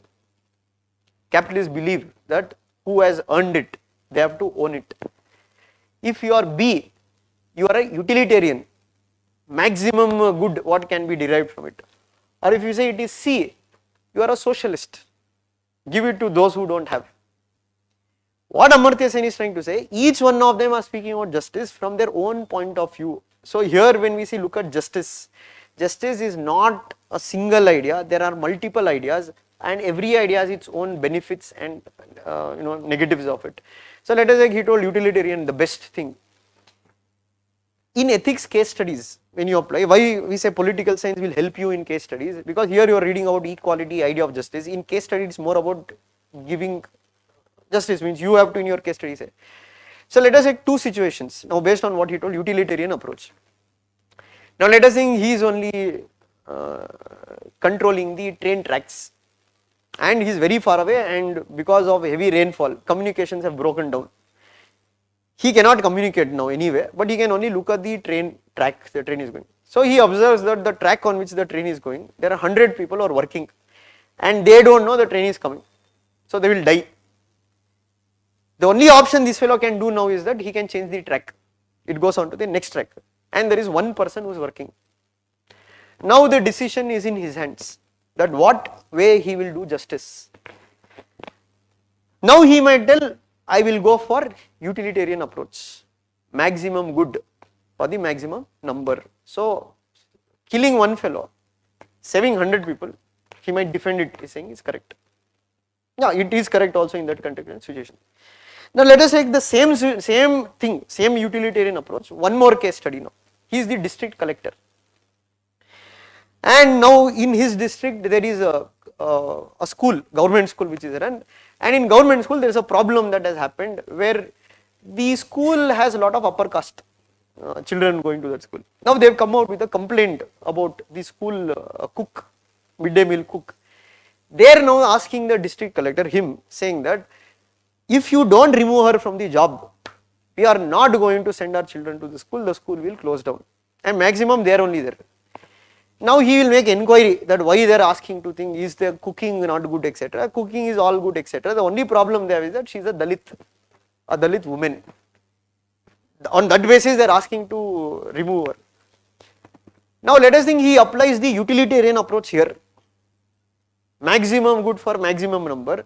For one person, he will tell why should I take on the majority here, and he will tell okay, problem is solved, I will fire her. Upper caste are happy. Can we use that approach now here? Obviously you cannot use the utilitarian approach here. So going by Amartya Sen's logic, there is no one approach to give justice, it depends upon the situation. Now here if he does that, if you use the utilitarian approach, he will be violating the constitution, he will be violating his personal conscience. What is personal conscience? Removing somebody from job for not doing their duty is correct, but removing somebody from job just because of their identity, it does not justify. So here you cannot say we are going to use utilitarian approach. He might go for what? A socialist approach, protect the weak. Actually this is a case study which I have asked in previous year UPSC question papers, and it is also a real incident which I think it happened in Bihar or somebody, I think Rahul Sharma was the district collector in that regard. When he got such a complaint, what did he do? So he himself, he did not fire the cook. Now he himself started going to that school and consuming the midday meal thing every day. And then he asked his, what you can say, Tahsildars or the assistant commissioners, etc., all to come and join. And that created a kind of, what you can say, behavioral change in people. Now many started sending their children to school. And that's what we say, that idea of justice is not one way. But you have to read what are the different ideas of justice which are there from ancient times to today's time. So what was in ancient time? Like what she said, it was duty oriented. You perform your duty, that is justice. But modern day idea of justice is not just duty oriented, it is rights oriented. Certain rights, what he told about, certain rights, what you get. So that we'll be reading in what? The theories of justice. That's why I told you, again, Plato, Aristotle, Machiavelli, even they have also spoken about justice. So you have to look that how the idea of justice has changed from Plato to modern times. Then the next topic what you will be reading is theory of rights. So basically you will be understanding here what is a right, what are the different types of rights what you have. I think in polity you would have already read. So there is constitutional rights, there is legal rights, there is natural rights, there is idea of human rights. You have to know what is the difference between each of them. And you have political rights, legal rights, socio-economic rights in that regard. So why rights are important to an individual? When did the idea of rights emerge? Okay, different, we have 5 generations of rights. So first generation of rights is political rights, legal rights. Second generation of rights is social and economic rights. Third generation of rights is solidarity rights, community rights. Fourth generation of rights we are speaking about rights of the future generation, that is sustainable development. Fifth generation of rights, now we have seen different codes are giving rights to rivers, mountains, etc. Like in India, Yamuna and Ganga have given the right of a living entity. So here we are going to study the origin of rights and how there are again different theories of rights. Liberal theory, feminist theory, Marxist theory, same thing, same. That's what I told. If you know ideologies and if you know Western political thought, all these things are nothing but repetition of what you have read. Then we are going to read about human rights in specific. Again, when we read about human rights, basic understanding will go, but one more thing here we'll look into certain examples. Why? Because in exam, like let us take in 2015, that is my I think second mains when I wrote. So obviously I had read very well, multiple books, etc. But I had not practiced answer writing as per se. And I think when you would come for the orientation session, this Darshan who had come. So that fellow, it was his first mains what he wrote, because he had failed in prelims 3 or 4 times. And we became friends that time. That time I came to know, that year I came to know. So he had changed his option from Kannada literature to political science, and he had studied only for 3 months. So I was like wondering what this fellow will write, because 3 months he has read this a bit. That's why I told, it's not about how many years you have read. It's about how you have read and how you have understood, and that fellow does not have any political science. He is the engineer, JSS college engineering. And in exam when he was writing, he I think the first paper was completed and we get break in between. So there was one question that asked, human rights dilemma in India. That was a question I still remember. Now I was wondering like what to write, because in exam when I was sitting I didn't know what to write on human rights dilemma in India. First time I heard about this word dilemma. I know the word dilemma, but human rights dilemma is first time I saw in the exam paper. What to write? I wrote what is human rights, etc., etc. So then in break before we were going for the second paper, I asked him, general, okay, what did you write? So that fellow told, easy question I wrote. How easy? Because there is not there in notes, any notes it is not there. So he explained what is the question they asked. Human rights, dilemma. What is dilemma? Confusion. And he told that is the question. I told I know. What did you write? So he told, first I wrote what is human rights. Then he told human rights is a very confusing concept. Why? He explained. One, because the idea of human rights varies from society to society, it varies from section to section. And he gave examples. They are asked in India, na? Because India is a multicultural society. Why he was so smart is that, because that year, even I had read, there was an issue that happened in Karnataka. In this Kukke Subramanya, if you take the temple, there was an issue that had happened.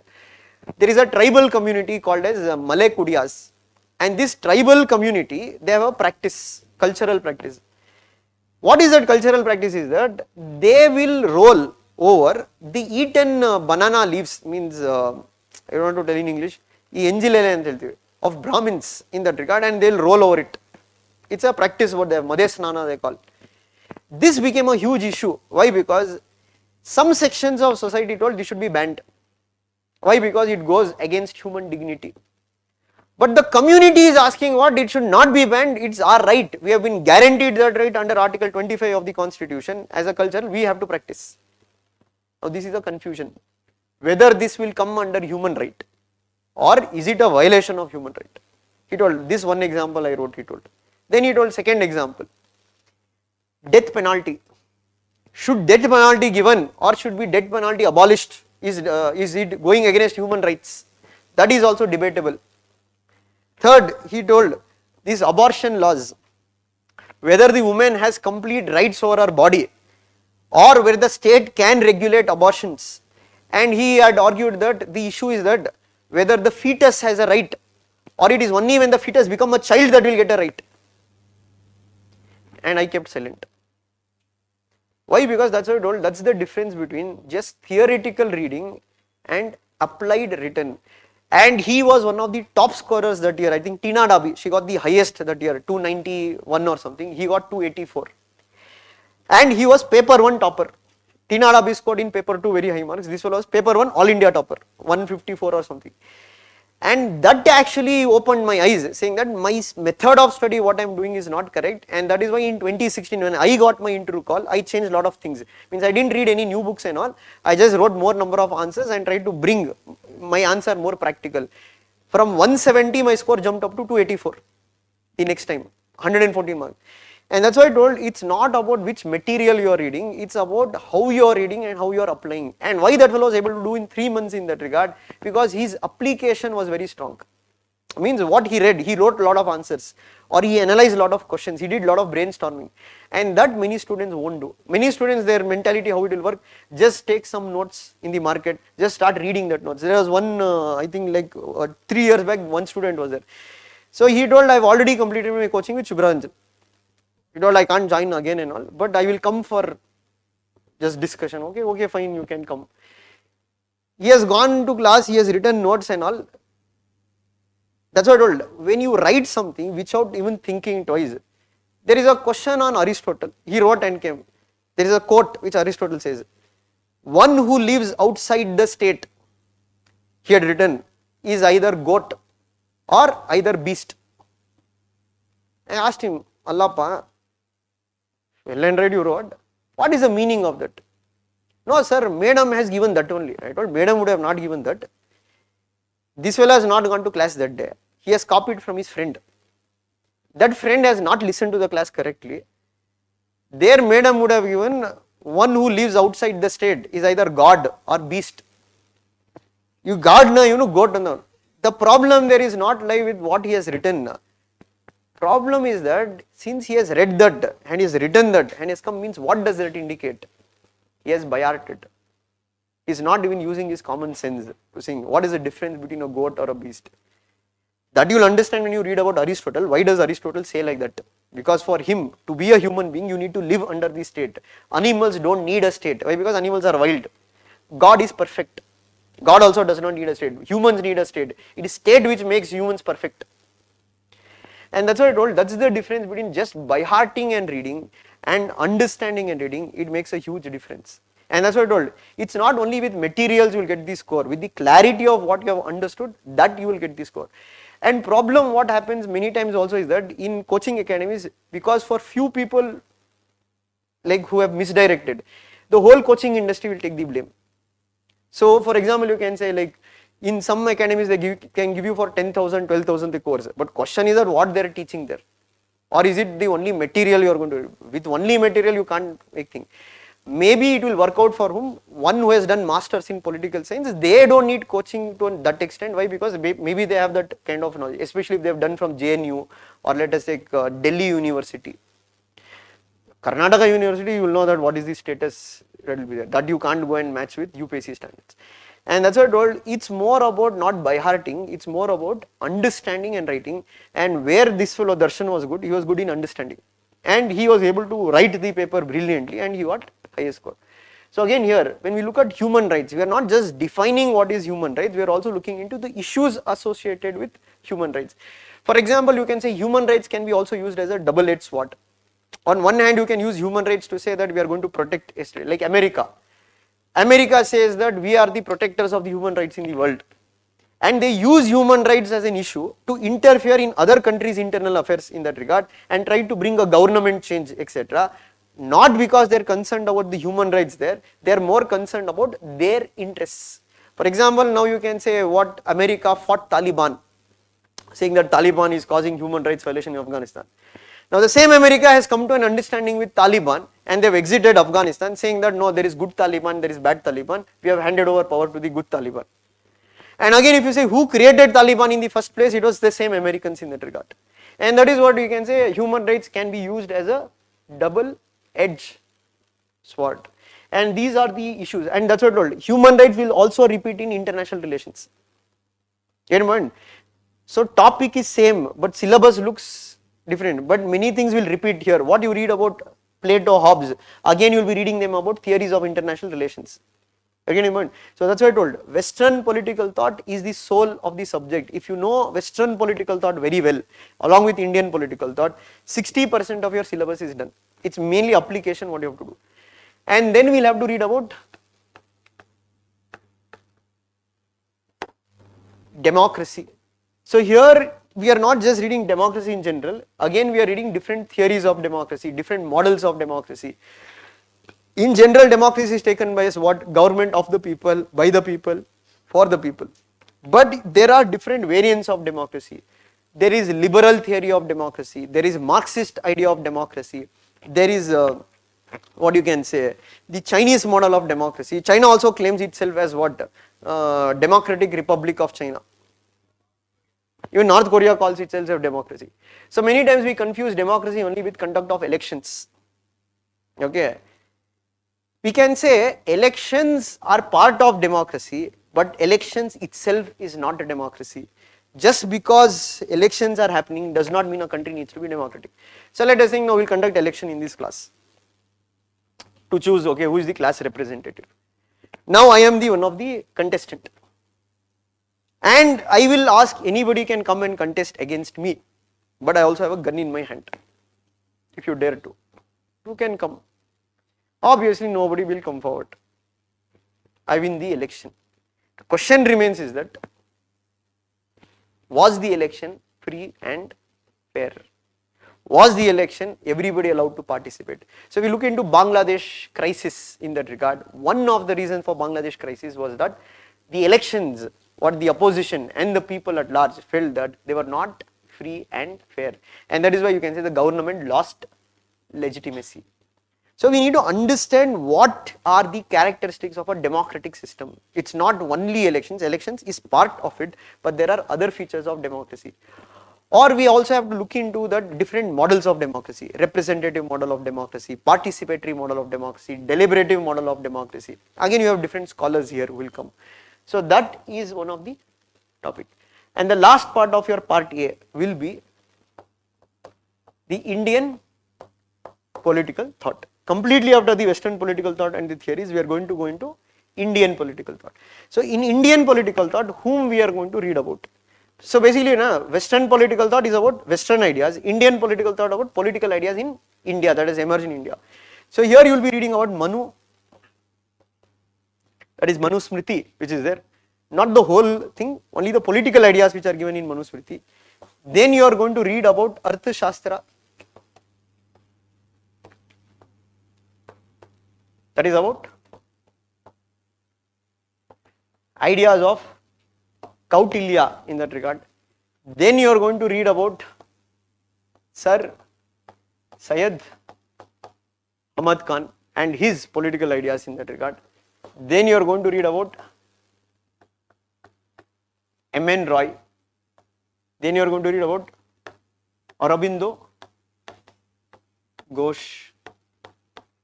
Then you are going to read about Ambedkar. Ambedkar's political ideas. Then you are going to read about Gandhi. These are the people that we have to know from the exam point of view. And these are all simple because Indian political thought is not so complex to understand. And Gandhi, you would have already read about him, or we read about in ideology also and in Indian political. They are not separate, same topic, but it has been given separate in your syllabus. So these are the thinkers we are going to read in Indian political thought. So this is the complete thing what we are reading in PSIR paper 1 part A. Any doubt that how we are going to proceed or how we are going to connect? And that's what I told. For this completely you can bank on the class notes. This class note is according to what the demand of the exam is. So once we are by the time we complete paper 1 part A, we will also have to write a lot of previous year questions. Now why previous year questions is that previous year questions will make you think from different directions. If you just study, I am not asking you to write previous year questions. We have to take previous year question and try to discuss it, that how we can write an answer to it or how we can link different concepts to it. So that is more important. And in political science, you will be reading about scholars. Now one more doubt will come is that how many scholars we need to remember. Don't try to remain too many scholars, but yeah, if there is many main concept given by a scholar, that you try to remember his name. Or you can maintain a separate small book to write scholar's name and the books what they have written and keep revising it frequently. That will help you to reproduce it. So when you write your answer, you can bring the scholar's name. See, for example, we don't need to read the books written by like Amartya Sen, etc. But we have to know what book they have written and what is the core idea given in that book. The reason is that in a UPSC exam, maximum how many words you are going to write an answer. For 10 marker, it is 150. Maybe for there is no word limit in optional for 15 and 20 marker, but you will get 3 pages to 4 pages. You can fit in 250 words there. So obviously, let us take whatever you read, it should be just a summary. Okay. So yeah, the same thing. 2015, what I told, I had read this Shashi Tharoor's book Pax Indica. There's a book called as Pax Indica. It's a good book. Problem is that question remains is that whether it will be useful for the exam or not, it won't be useful. The reason is that I read that whole book. And exam came, and this India-Pakistan question they had given. So I asked this fellow what you wrote about that India-Pakistan, because he was telling, he was full excited because he had written. So I was not so excited because I had not done well that paper. So he told, I wrote the introduction, Shashi Tharoor in his book Pax Indica, called India-Pakistan as brother enemies. Then it flashed to me, oh yeah, it's correct, now it is somewhere given in that book. Now why that happens, right? You are reading for sake of knowledge. That fellow is reading for sake of exam, and for sake of exam, the whole book is not at all required. What he did, directly he took some notes. In that notes they had given what? Shashi Tharoor in his book, he by-hearted 5 times and he kept it in his mind, whenever Pakistan question will come, I will use this as an introduction. What did I do? I read the whole book from end to end, no clarity with respect to what, you won't even remember, it's like reading a storybook. You don't remember the storybook for a long time. Reading a book for exam is different, and that's why I told nobody is going to read the whole book. They are just going to get the core ideas in that book. Like Jai Shankar has written this book, Why Bharat Matters. He's written one more book called as the India Way. These 2 books I have read. Why I have read? Because I have to teach. But if I am a student, I am not going to read so much and all. Maybe I'll read 1 or 2 chapters. What is now my job is to do to the students is that to give him content that he can add it into the exam instead of he reading the whole book, etc. So in Why Bharat, I think in India Way, Jai Shankar says a quote, the time has come for India to manage China, to engage America, to reassure Russia, to cultivate Europe and to bring Japan into play. That reflects India's multi-alignment. This will be in our class notes. Now what a person who is going to write an answer, let us say they give a question, India and multi-alignment. That time he can make use of this quote in your answer. Now let us say you invested so much time of reading Why Bharat Matters. You can read that when, if you have time. And that is not from an exam point of view, that is only from your enhancing your knowledge point of view. And for an exam person, that is not good. Let us say you have not read that book, but you wrote this in your answer. Shashi Tharoor in his book India Way. Do you think the evaluator will call you and tell, okay, tell me what else there is in that book? He can't. He will just make an assumption. Okay, this is a very well read candidate. He is using different sources to write an answer. That's the difference. Answer writing is also, that's what many people mistake is that one who has intense knowledge, he will clear the exam. Not at all. one who has the practical idea of the exam, who might not have so much knowledge, still he goes on to clear the exam because he has understood the examination well, rather than he is not going to become an expert. Jack of all, master of none. That is the current way how the exam is designed. Maybe if they change the design of the exam, then you can say your in-depth knowledge will be helpful. But the current stage how the exam is designed, let us think even you are a PhD student who has read the whole book in that regard, at the end of the day you are going to write 2 lines. A person who has not read that book, he is also going to write 2 lines. Plain and simple. That's the difference. For example, let us take, I think our economy faculty, Nikhil sir is there. So Nikhil sir, he was reading Thomas Piketty's book. So I asked him, sir, what is there in that book? He told 3-4 points. But tell me what is there in that book, core point. He told, sir, inequality is increasing. If you open Shubhra Ranjan notes, 1 point is there. Thomas Piketty in this book, inequality is increasing. That's what I told. Writing an answer, teaching is different. For teaching, that will be required. Why it will be required? Because they have to go into, explanations. But when you write your answer, obviously examiner cannot call. In interview when you go, there you should not lie. If they ask, have you read the book? You have to tell, no, plain and simple, I have not read the book. Because if you lie, let us say, I know the book, you have just written some summary of the book. But if they start cross questioning you, they will come to know that you have not read the book. So interview is different. There you have to be completely honest, saying that, okay, this is the only thing summary I have read. But in mains, there is no chance that somebody can come and cross verify whether you have really read that book or not, as long as you are able to use it effectively in your answer. And that's why I told, maintain a separate short book to collect author's name. Or when you are reading Hindu newspaper, I think every Friday or Thursday, they will give book review. Okay. Look at some important books, especially those who are famous, like Shashi Tharoor, he writes a book. So just note down what is the book name and they'll give you the review, means what is there in that book. Collect just 2 or 3 key points.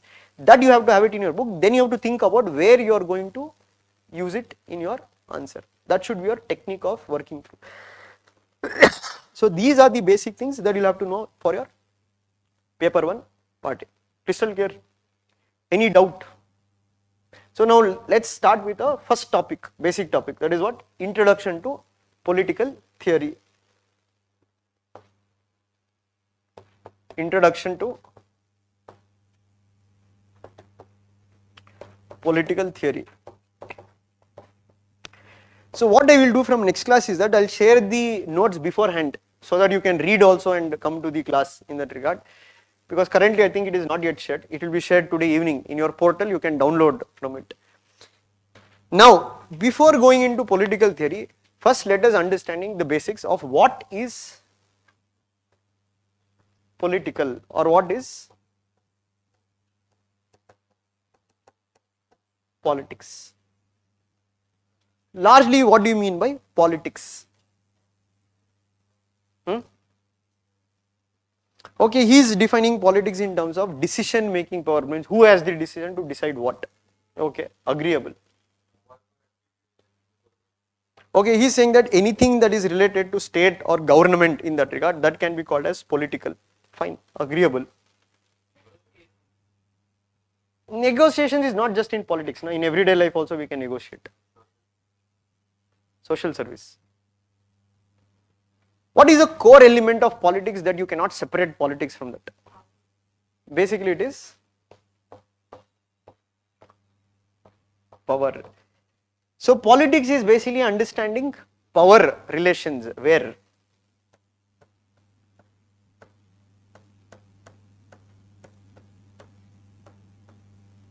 in public sphere. Now what do you mean by public? People, but generally when you say public include what? State, society, where people are interacting with each other. So understanding the power structured relations of the state or within the society, that we can say as politics. That is politics. The word polity is different. Right? If you take your topic Lakshmikant book, it is not Indian politics. It is written as Indian polity. So what is the difference between politics and polity? Polity is more of a systematic study of a country's constitution and its political structure, that we call as polity. So politics is more a broader term than polity. So polity is more of an institutional study. Politics is more of a study of the process, that how these institutions work or how the power operates.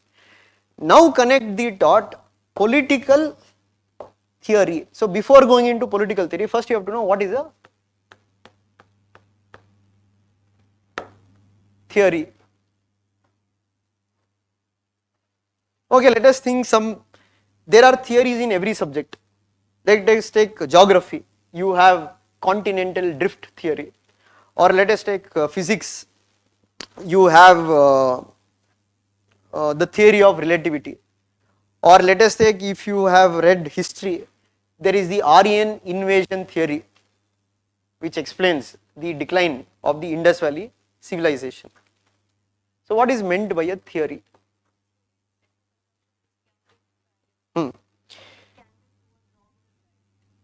Theory, you can say, is an explanation given by a particular thinker to explain that how certain things have happened or why it has happened, and that explanation cannot be taken as foolproof in that regard. Obviously, why? Because theory can be modified, a new theory can be explained.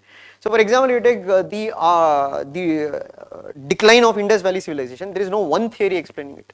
There is Aryan invasion theory, there is this theory of epidemics in that regard, there is a theory of the river drying up that led to the cause. They will provide evidence to back their theory in that regard. Or let us take in medieval time, the idea was that the sun revolved around the earth, but then they brought a theory saying it is not the other way around. The sun is the central of the universe, the earth is revolving, and they provided evidence to it to explain the theory. So obviously theory is an explanation of a particular mechanism, that why and how it is happening, and with providing evidence to it. So now if you look at what is political theory, it is nothing but systematic study of the political phenomenon and giving an explanation that why this phenomenon is happening, that we call it as political theory. And the person who gives that theory, we call him as what? Political theorist or a political thinker in that regard. Now, when we look at political theory, I told you can give an explanation of why certain things are happened. Political theory means it is concerning what is politics, means a theory explaining why state came into being, a theory explaining how power operates within the society. So when you look at political theory, there are two types of explanation you can give. One, the theory can be a philosophical theory,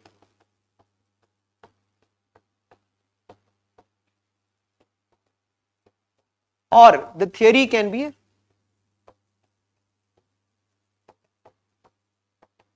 a scientific component. When it is based on philosophy, we call it as what? Political philosophy. When it is based on scientific methods, we call it as what? Political science. So what is philosophy? What is meant by philosophy?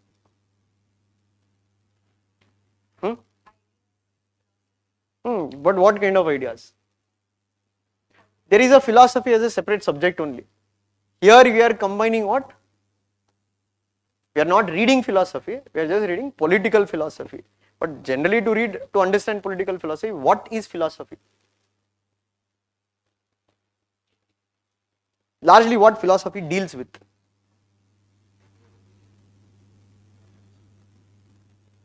Okay, value system correct, but generally how we explain philosophy?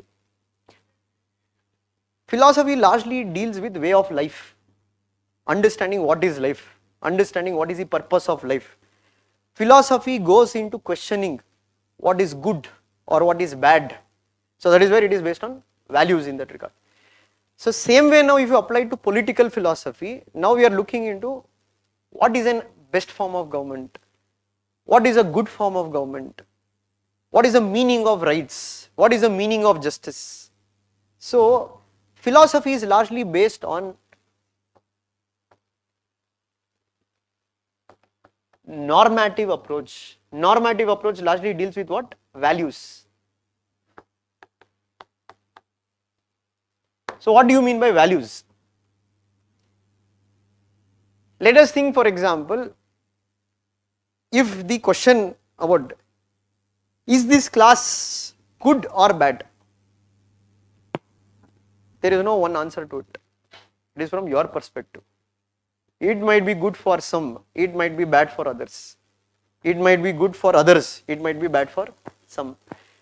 Because good or bad is dependent upon your justification, your explanation. But when we say anything which is scientific, it is based on empirical study. So what do you mean by empirical study? Based on facts, it is objective, largely deals with the question true or false. True or false cannot be 50, it should be either true or either it should be false. So let us think if there is a question that on September 5th was there class, political science class in Insights. Your answer should be either true or false, it can't be good or bad. So philosophy is largely normative in nature. Philosophy largely deals with values, which deals with what is good or bad. Scientific theories largely deals with facts. So for example, let us take, now when they do exit poll, that is more of a scientific prediction. Means what? They'll take a database in that regard and they'll give evidence in that regard saying that to what extent a party can come. But exit polls don't go into the question saying that whether this government coming to power, is it good or is it bad, that they won't involve in. You get a point? Because the moment you go there, it becomes value oriented. So in political science, there is more emphasis given to what? Empirical methods. In political philosophy, there is more emphasis given to normative. So when you say political theory, to build a theory, you can use both methods. So traditionally, they only banked on philosophy, but proceeding, the approaches started becoming more scientific. But later they understood that only building scientific approach is also not useful. We need to combine facts and values. Hence we say political theory comprises of political philosophy as well as political science. So the key words you have to remember is normative and empirical. Normative means value laden. So what does value laden? It deals with question of what is good or what is bad. And when you say empirical, it is based on what? Facts. So this is a basic understanding you have to have, but in the notes I would have given the details, but still we have to connect to Western political thought. Now we understood what is politics, what is polity, what is political philosophy, what is political science in that regard. Question is, what is a political thought?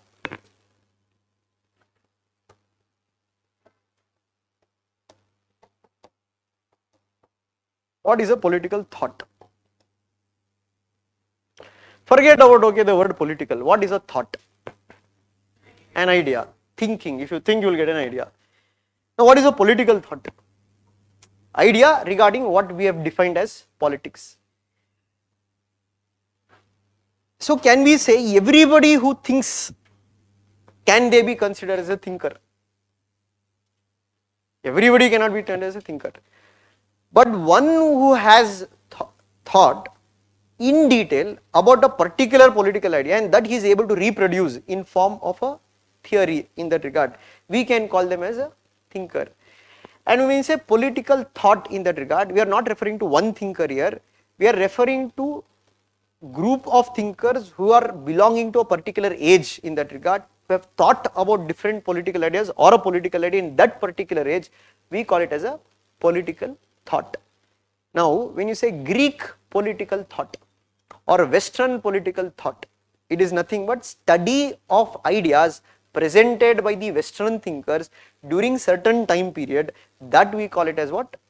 Political thought. So that is why we can divide the political thought into time period. The ancient political thought, the medieval political thought, the modern political thought. So now when we want to study the Western political thought, we are starting with the roots. So what they say, usually it is said, the Western political thought is nothing but footnotes of Plato and Aristotle. Means the whole Western political thought, what is there, the roots of the Western political thought is given credit to the ideas and what you can say, the thinking or the works written by Plato and Aristotle. And that is why we say our study of Western political thought starts with what? Greek political thought. Now you combine all the three terms, Greek, political, thought. So I told what is a thought? Idea. What is political thought? Political ideas. Brought by whom? Thinkers in that regard, belonging to a certain time period. So when you say Greek political thought, we are studying about political ideas given by the Greek scholars in that regard during that time period. So when we have to study the Greek political thought, we have to study whom? Socrates, Plato and Aristotle. So first we have to study their political ideas. Once we study their political ideas, then holistically we can understand what are the major political ideas given by the Greeks in that regard. And then we have to think about it, how these ideas, are they relevant today or are they not relevant today, or some ideas might be very useful in today's time. So that gives an understanding. And most of the methods, especially what the Socrates and Plato, they are philosophical in nature. That is why Plato is considered as the father of political philosophy. But if you look at Aristotle's method of study, what he has done, it is more scientific in nature. That is why he is considered as what? The father of political science. And that is why Plato and Aristotle are the twin pillars of the Greek political thought. So that is what, when we study the Western political thought, we start with the study of what? Socrates, Plato and Aristotle. Now before going into this name, there might be some technical words that you might not be able to understand in starting only. So what I will do is that first I will simplify the idea, then we will go into studying the idea in detail. Now what do you mean by simplifying the idea? What exactly in simple terms? Yeah. Not only Greek, starting with Greek. It's not only Greek. Western political thought includes Greek political thought, the English political thought, the Italians were there. But if you look at the foremost ideas where it originated from Greek. Then you will study about Hobbes, Machiavelli. Machiavelli is an Italian. Hobbes is from England. Marx is from Germany. Okay. So it's not only about Greek political thought. Our starting point of understanding Western political thought is the Greeks. Because whatever Marx has spoken about or whatever Hobbes has spoken about, they have only added on into what Plato and Aristotle have written. Okay. So Western political thought is not only Greek political thought. Greek is the starting point. So if you say to study Western political thought, Sabine, what he says that one, to understand Western political thought, one has to look at its history. And this history does not have a concluding chapter. Means to understand to the present Western ideas, you have to go back to their history. And their history begins from where? History begins from the Greek thinkers. And this history, what he says, does not have a concluding chapter. Why it does not have a concluding chapter? These ideas have evolved. How it will evolve? One scholar will give one particular idea that has been criticized by another scholar. He brings out a new idea. This new idea is further criticized by one more scholar. He brings out a new modification, and this is an ongoing process. And that is why what Sabine said, that what this history does not have a concluding chapter. So don't think that Western political thought is only Greek political thought. The beginning of the Western political thought, the roots of the Western political thought goes back to Greek. And that is why we say that when we say the whole Western political thought is nothing but footnotes of Plato and Aristotle. Means what do you mean by footnote? In a book, when you say there will be a footnote, will be there, na? What is a footnote? Preface or explanation or reference what you give in that regard. So no Western idea cannot be explained without referring back to Plato or Aristotle. Let us take democracy. Plato has spoken about democracy. Let us take justice. Plato has spoken about justice. Let us take about rights. Plato has spoken about rights. Or let us take out equality. Plato speaks about equality. From their ideas, you can say others have criticized or modified their idea, and that is how it has evolved. Even if you take a person like Karl Popper, okay, Karl Popper you'll read later, he is one of the critic of Plato. He has criticized Plato.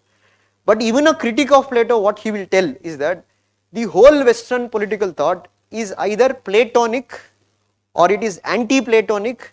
There is nothing called as non-Platonic. Means either you can be a supporter of Plato, either you can be a critic of Plato, but you cannot ignore Plato when it comes to understanding the Western political thought. So I can say Plato is like Narendra Modi. Either you like Modi, either you hate Modi, but you cannot ignore Modi in Indian political system. And that is why we say the origin of Western political thought has the foundation in Greek. So that is why we start our study with what? Greek political thinkers. Then we will connect to other thinkers. But Western political thought is not only Greek political thought, that is there. And one more thing what you will find with Greek political thought is also, you will find lot of similarities between the Greek political thought and the ancient Hindu political thought. What is there? You find lot of similarities between them. But for that you will have to first read Greek political thought, then you have to make a comparison with what were the important political ideas in ancient India, means Buddhism, this Kautilya's Arthashastra in that regard, what is written there, you find a logical connection there. One of the reason is also that this influence on Plato, one of the person who influenced Plato was Pythagoras. The Pythagoras theorem is there, he is a Greek. This Pythagoras had come to India back then, and they say Pythagoras was influenced by this theory of souls. If you say in India, we believe the concept of Atma. And that you find in Plato also, because Plato also has given a theory called as theory of souls.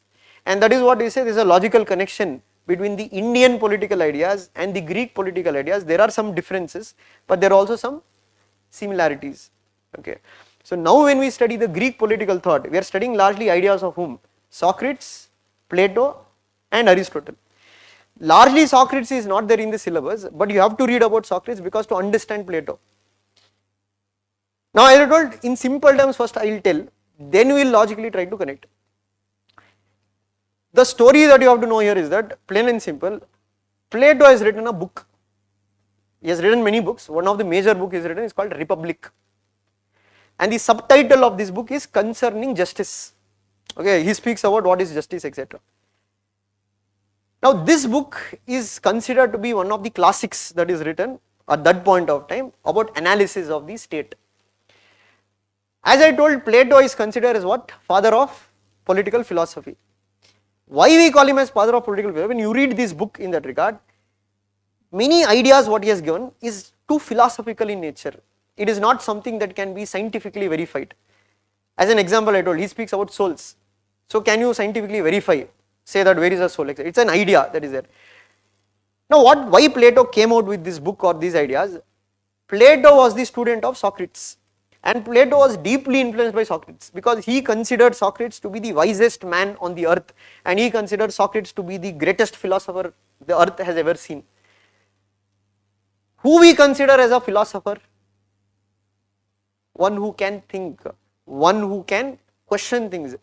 And if you look at Socrates was a person where usually we also popularly say there is something called as dialectics.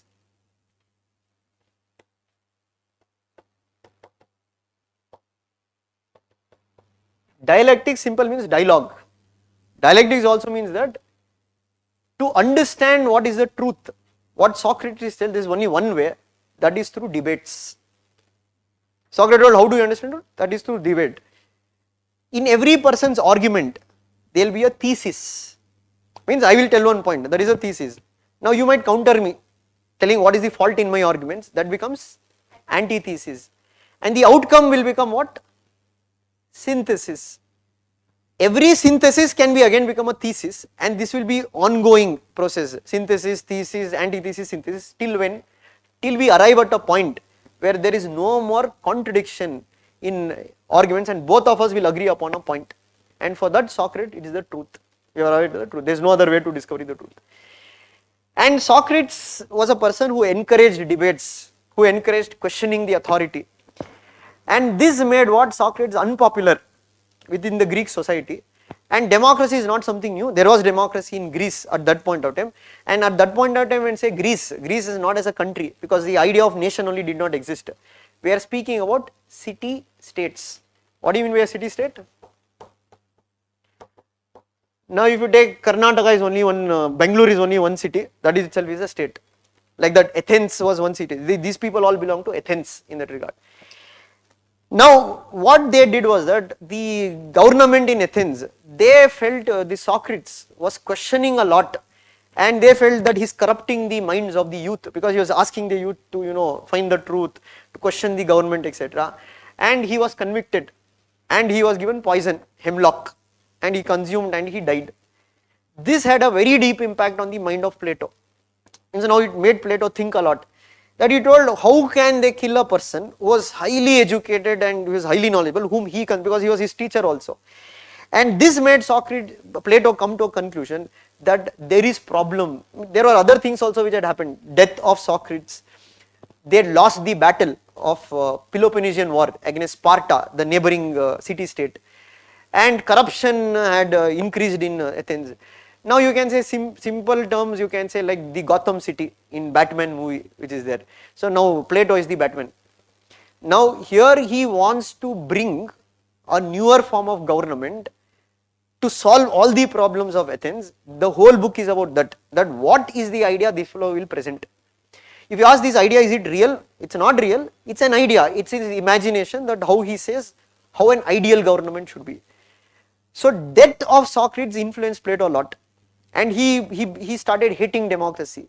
And why he started hating democracy? He told the root cause of death of Socrates was democracy itself. Why? Because he said democracy is a form of government where people have the chance to rule, means people have the chance to select their rulers. And for him, common man does not have true knowledge. Definitely not the knowledge what Socrates possessed. And when they don't have true knowledge, what they are going to do? They are going to elect a person who can be manipulative, who can be misleading, who has good oratory skills in that regard. He can easily fool them. And he told when these people come to power, they don't have the art of ruling in that regard, and that is why he says they could not tolerate what Socrates was doing. That is why Socrates was put to death. So this had a deep impact on Plato, and Plato never considered democracy as an ideal form of government. And he also said the problem in democracy, one more problem in Athens was also that he felt that there was very corruption, huge corruption. He went into root causes why corruption will happen in the first place. He was able to come out with two analyses. One, he told people will have weaknesses. One is what? Family. So he told those who have family, children, wife or etc., they are bound to be corrupt. Why? Because they have to look after their family well, and that is when you give them power in that regard. Human tendency, that what? They are bound to fault. Second one he felt was that for your future generation, you have to accumulate wealth in that regard, and that is why you can say when they have the right to own private property, they will start accumulating wealth. This was the other problem which was there in Athens. Now the whole Plato's ideas is that what? How to remove this? How to give an alternative government? That is the main thing which is there in the book Republic. I am telling in a simple way that we will have to go through ideas. Now what Plato's alternative he gave was that he told Athens should be ruled by whom he called the philosopher king. Now the whole book about Republic is that who is this philosopher king? How do we select this philosopher king? For that Plato brought many theories. One, to understand the idea of philosopher king, you have to know multiple theories. One theory is that the theory of knowledge. So he will define what is true knowledge, why should true knowledge should be there. He will explain that. To explain this, he will give an example or what we call as allegory of cave. Allegories means trying to explain through a story your idea you are trying to give it. That is what you mean by allegory. So allegory of cave. He has given a situation. I will explain that. What is that situation? Then he gives the idea of theory of soul. Why he gives that I will explain. That he says every human body will have a soul, and every soul will have three components to it: reason, courage, appetite. Reason means what? Your ability to learn things, your ability to understand, what we call as true knowledge. Courage means what? Fighting qualities are there. Appetite means what? Desire. What he says that these three components are there in every soul, but it is not equally in proportion. In some souls, reason is very dominant. In some souls, courage is very dominant. In some souls, desire is very dominant. Why he is telling that, I'll explain. There is a link to what he says. Then he gives the theory of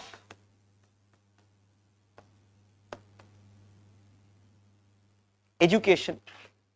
He brings a new education system. What Plato would have done is that he would have studied the education system in Athens and he will not be impressed with it. Why? Because there was private education. Means what? To get educated or not depends upon your money power what you have. But he was very impressed with the education of his neighboring state, that is Sparta. Why he was impressed with them? They had compulsory education and that state controlled education, means state will give education to everybody. In Athens, women were denied education. In Sparta, women were given education. In Athens, there was no compulsory military training, but in Sparta, there was compulsory military training, and he felt that was one of the reasons why Sparta won the battle in that regard, and he will create a new education system combining the education system of Sparta and Athens, and that is only we called as Plato's theory of education. And you have a scholar called as Rousseau, who says that Plato's Republic, the book what he has written, it is one of the best book which is ever written on education in that regard. But you don't need to go into details of education. There are 3 stages in his education system, 0 to 6, 6 to 18, and between 18 to 20 there is an exam in that regard. And only if you pass that exam you will be allowed to continue your future education, that is 20 to 35, and after 35 you are eligible to become what you call as the philosopher king. Now why he gives that elimination thing? There is a logical connection with theory of soul, that will come to that later, that what is there. Then he gives one more idea called as communism of wives and property. What do you mean by the word communism? Living in a community. Communism of wives and property. So if you go back what I told, what Plato found problem with Athens? Corruption. And his solution to end corruption was that, in simple terms, those who have political power should not have economic power. Those who have political power should not have a family. So when he did this education system, why he brought this education system? To classify the society into 3 classes. The ruling class, the people's soul, where reason is dominant, they all go into ruling class. In those souls where courage is dominant, they all go into soldier class. And in those souls desire is dominant, they all go into producing class. The soldier class and the ruling class, they form the state. The soldier class will do the army, etc. Ruling class, administration. And in that ruling class, one fellow can become the philosopher king. But whoever belongs to ruling class and the soldier class, they cannot marry, they cannot have family, they cannot own private property. Everything will be provided by the state, means community tables, community housing, etc. And their only function is what? They are dedicating their life to the functioning of the state, nothing else. And second thing he says, producing class who are there, they can marry, they can have children, but they cannot have any part in the state. So you can see he has brought functional specialization. And what is communism of wives in that regard? In Plato, you also find eugenics. Eugenics meaning genetic or racial superiority. So what he believes is that the human production, reproduction what is there, if 2 best people with best genes, they mate, the offspring what will be there, that will be also of superior quality. And that is why he says that the state will decide who should mate with whom. So you can see completely his goal is to what? Make Athens a superior state, and he does not care even if it is interfering in your personal sphere. And that is why community of wives, you are not wife of any one person or wife of only one husband, it's just a community. So it is called a state controlled mating. And why he brings state controlled mating? To increase the racial superiority of the Greeks, to make Greek one of the most powerful state. And that is his idea called as communism of wives and property. And when you take his education system, he has given education for all, state controlled. Once a child is born, it will be taken over by the state. and they will be put into state nursery where all the children will be groomed by the state. Means parents will not look after the children, parents and children are separated. Why he says? Because if you allow parents with children, the parent will be only focusing on their children. Now what will happen? They will create a state nursery in that regard. The whole nursery will be your children, and they will appoint community mothers to look after them. What about other women who have given birth? They can focus on public affairs, they can do other things in that regard. That's an idea what he gives. But he is also cruel to an extent in that if any child is born disabled, they will be killed at birth. Why? Because he says there will be a burden on the state. You can see one thing in his idea is that he wants to build this perfect state and is ready to go to any extent to build that perfect state. And then he gives his theory of law. So he says no law or ordinance is mightier than the knowledge of the philosopher king. What he says? No law or ordinance is mightier than the knowledge of the philosopher king. So who is a philosopher king? The most knowledgeable person in Athens. And he says that he will have so much knowledge that he knows what is good or what is bad, and he will act always according rationally. So he says, why do you want to limit such a person by bringing a law? So for him, philosopher king is above the law. Law is only for common men. Philosopher king can do whatever he wants. And what is his belief? That he will always do the right thing. And for him, he says that asking philosopher king to act according to law, he says that it is equivalent to asking an expert doctor to see the medical book and give me prescription. And he says that second one, what is that? Law. Law is collective wisdom. It is average wisdom that can't compensate for philosopher king who has superior wisdom. And he says law cannot also work in emergency situations. For example, let us take now this Nirbhaya incident happened, that Delhi rape case. At that point of time, the problem is what? There was one juvenile who was 17 years. And obviously the law cannot punish him now. Because the law was, we follow constitution law. Now what does the law says that? No ex post facto law. Even if you bring a new law to say that you are going to punish the 17-year-old, that law won't apply to him. So he says that law cannot meet emergency situation. In emergency situation, your knowledge should be applied. And that is why he says that philosopher king should not be limited by laws. He is above the law. These are all not details. We are just telling what ideas he has given. We are yet to go into the details because there is a lot of criticism to ideas also he has given. And then we have to also look into the powers what he gives to the philosopher king. So if you take what is philosopher king, to understand philosopher king, you need to understand his theory of knowledge, his theory of that allegory of caves, theory of soul, theory of education, communism of wives and property, his views on laws, and finally the whole summary of this. That is why the word republic is called concerning justice. Understanding what is justice according to Plato. So if you know all these theories, you will be able to derive according to him what is justice. So that is what you call as Plato's theory of justice or Plato's idea of justice. This is the thing you are going to read in the chapter of Plato. That's why this is a summary what I give, we are going to read. But we have to go into each part. Okay, what is theory of knowledge? Or first of all, what are the influences on Plato? You can say Socrates is one of the major influence on Plato. So we say the shadow of his master never faded from his mind. Even after death of Socrates, you can say Socrates continued to live in Plato. Or the book Republic he has written, there is character Socrates in the, when he uses the technique of dialectics. Or many ideas of Plato has deep Socratic influence, like this theory of knowledge, this theory of soul, or his technique what uses dialectics in that regard, it is all Socratic influence.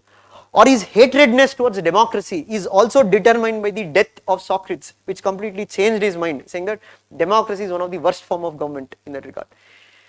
This we are going to study one, the theories. But please remember, reading the theories, that's all not important. You have to be able to critically examine it. Because in exam, if you see the questions, they'll ask comment, critically analyze, discuss, examine. So means what? You'll have to also bring antithesis to it. If Plato's theory is thesis, we have to also look at antithesis. So when you're looking at antithesis, we have to look into what?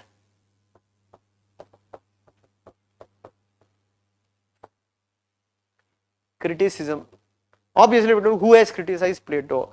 There is Karl Popper. Aristotle himself has criticized Plato. You get the point? So the whole subject is only this way, that you are going to study an idea, you are going to look into why this idea was given, what is the arguments of that particular idea. Then you also have to look into to bring counter arguments. Sometimes you can make use of scholars who have already commented on it, or you can bring your own analysis also in the paper. So you have to also know about few commentators. What do you mean by commentators? Obviously, we are not reading the original book Republic. First of all, the original book Republic is in Greek in that regard. We are just reading secondary readings. What is secondary readings? You are not even reading secondary readings. You are reading a class notes. Some person who has read the Republic, he has written his opinion through a book like O.P. Gauba. He gives in Western Political. That's a second. That's not a primary reading.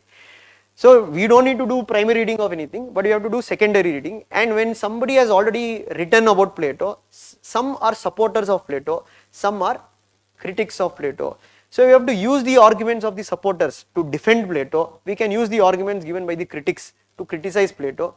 But our conclusion should be always bit positive oriented. Or we can say most of these ideas what he gave was maybe relevant for his times, maybe it is not relevant in present time. So that is the format you are going to read.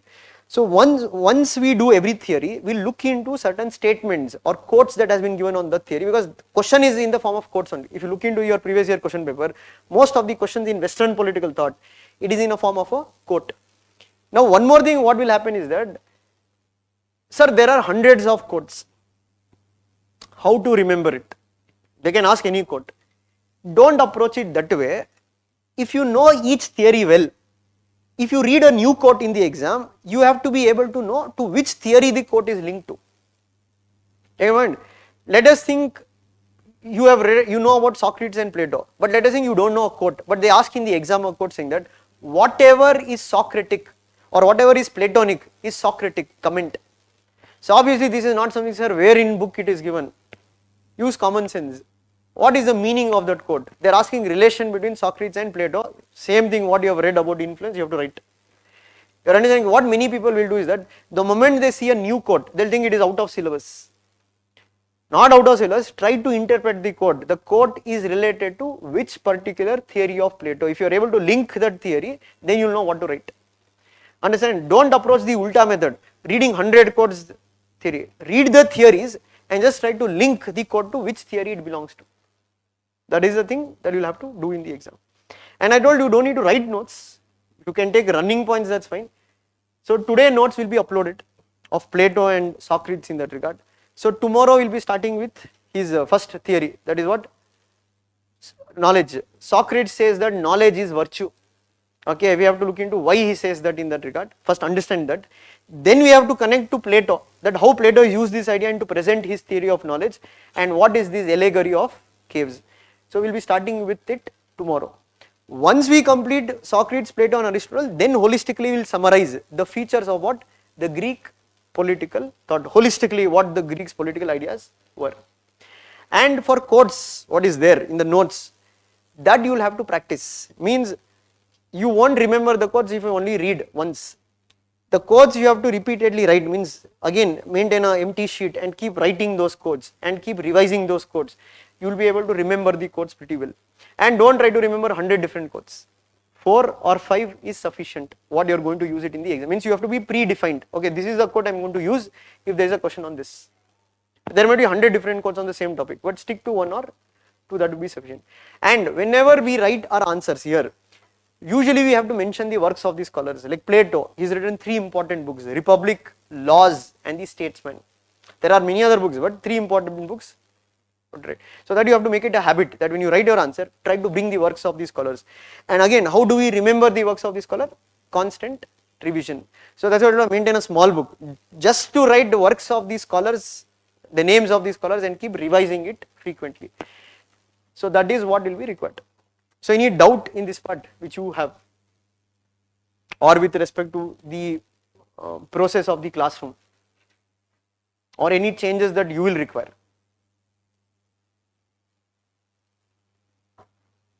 Hmm. Hmm. Hmm. See, every question can have criticism. It should be criticism of a policy, not the criticism of the government. So political criticism won't work. But if there is any policy level criticism, that you can bring. Let us take lateral entry in civil services. So first half of your answer, you will write why lateral entry has been brought, what are the advantages of lateral entry, or what lateral entry will contribute to reforming civil services.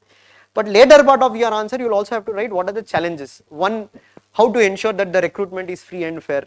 How to ensure that one who has worked in private sector will have the government mentality when he comes to work in government service. Third one, how does it impact the lower level service officers who are waiting for promotions in that regard, because now they won't get promotions. Fourth, how do we bring accountability, because it's a short term service, now they'll complete and they might go to some other country. So tomorrow if there is some allegation, how do we now tackle them, how will make them accountable? So every answer should have a balanced thing. So that is what we say, that always maintain a middle path. And especially in political science, what will happen, it's a subject where a lot of times we'll deal with political parties, politics, it's largely politics we are going to study. But you are not studying politics as a politician, you are studying it as a political theorist. The difference between a politician and a political theorist is that a politician is ideologically inclined. Okay, let us think, if tomorrow I go into elections, I stand from BJP. So if you ask, should cow slaughter be brought, my answer will be yes. Or if you say hijab should be banned, my answer is yes. But if you ask the same thing, if you take as a political theorist, you tell, I would tell no. There is a difference. Why? Because as a political theorist, you are not taking an ideological stand. You are taking a stand based on practicality. So for example, if you take the hijab issue in that regard, we have to look into what the court judgments are. Second one, you have to look into the issue also from your own point of view. So like I think in last time in a class, I think one of the students told hijab should be banned. In political science, you will read about J.S. Mill. He gives something called as harm principle. Now I asked him two questions. We'll ban hijab, but tell me two strong reasons that how a girl wearing hijab in a classroom is going to affect you. You have to give two strong reasons saying that no, this is going to harm me. Then we can take it as the harm principle is violated, it can be banned. But he could not give any two strong reasons. See, now it's different. It went to Karnataka High Court. Karnataka High Court did not include wearing hijab as part of the doctrine of essential religious practices. Now it has been challenged in Supreme Court. Supreme Court has put a higher bench. That's what I told. Political science, you have to not approach in terms of ideological lens, saying BJP or Congress. You are a theorist in the sense you are analyzing either side of the spectrum in that regard. So when you write your answer should be balanced. You can use political party's name in that regard, but let us think, use it in a more non-controversial way. It should be not something used in a controversial way, or the person who's reading the answer script should not get a feeling, okay, by knowing your answer, they should not judge your which side you are oriented. Okay, so you can bring criticism, but criticism should be constructive.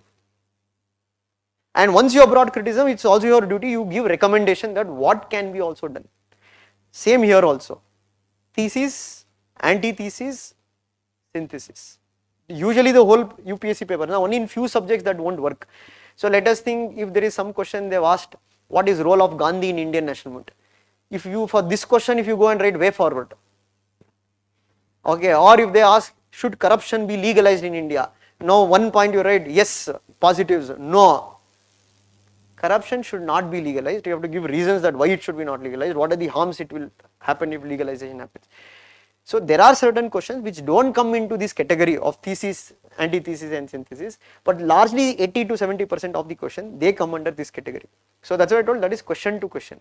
But yeah, if you can include criticism, definitely, but criticism should not be against the government, it should be against the policy brought by the government. And you can suggest an alternative policy which is there, that you can do. Anything else? So same, tomorrow also timings will be 7:30 to 10, and the notes will be uploaded by afternoon, and you go through the notes. And any doubt you have, my Telegram ID is this, you can message me on Telegram. at NIK PSIR. Okay, and keep a separate notebook for answer writing, and keep a separate small book for just collecting the scholar's name and the books in that regard. Okay, and buy a question bank, which is that will be very, very important.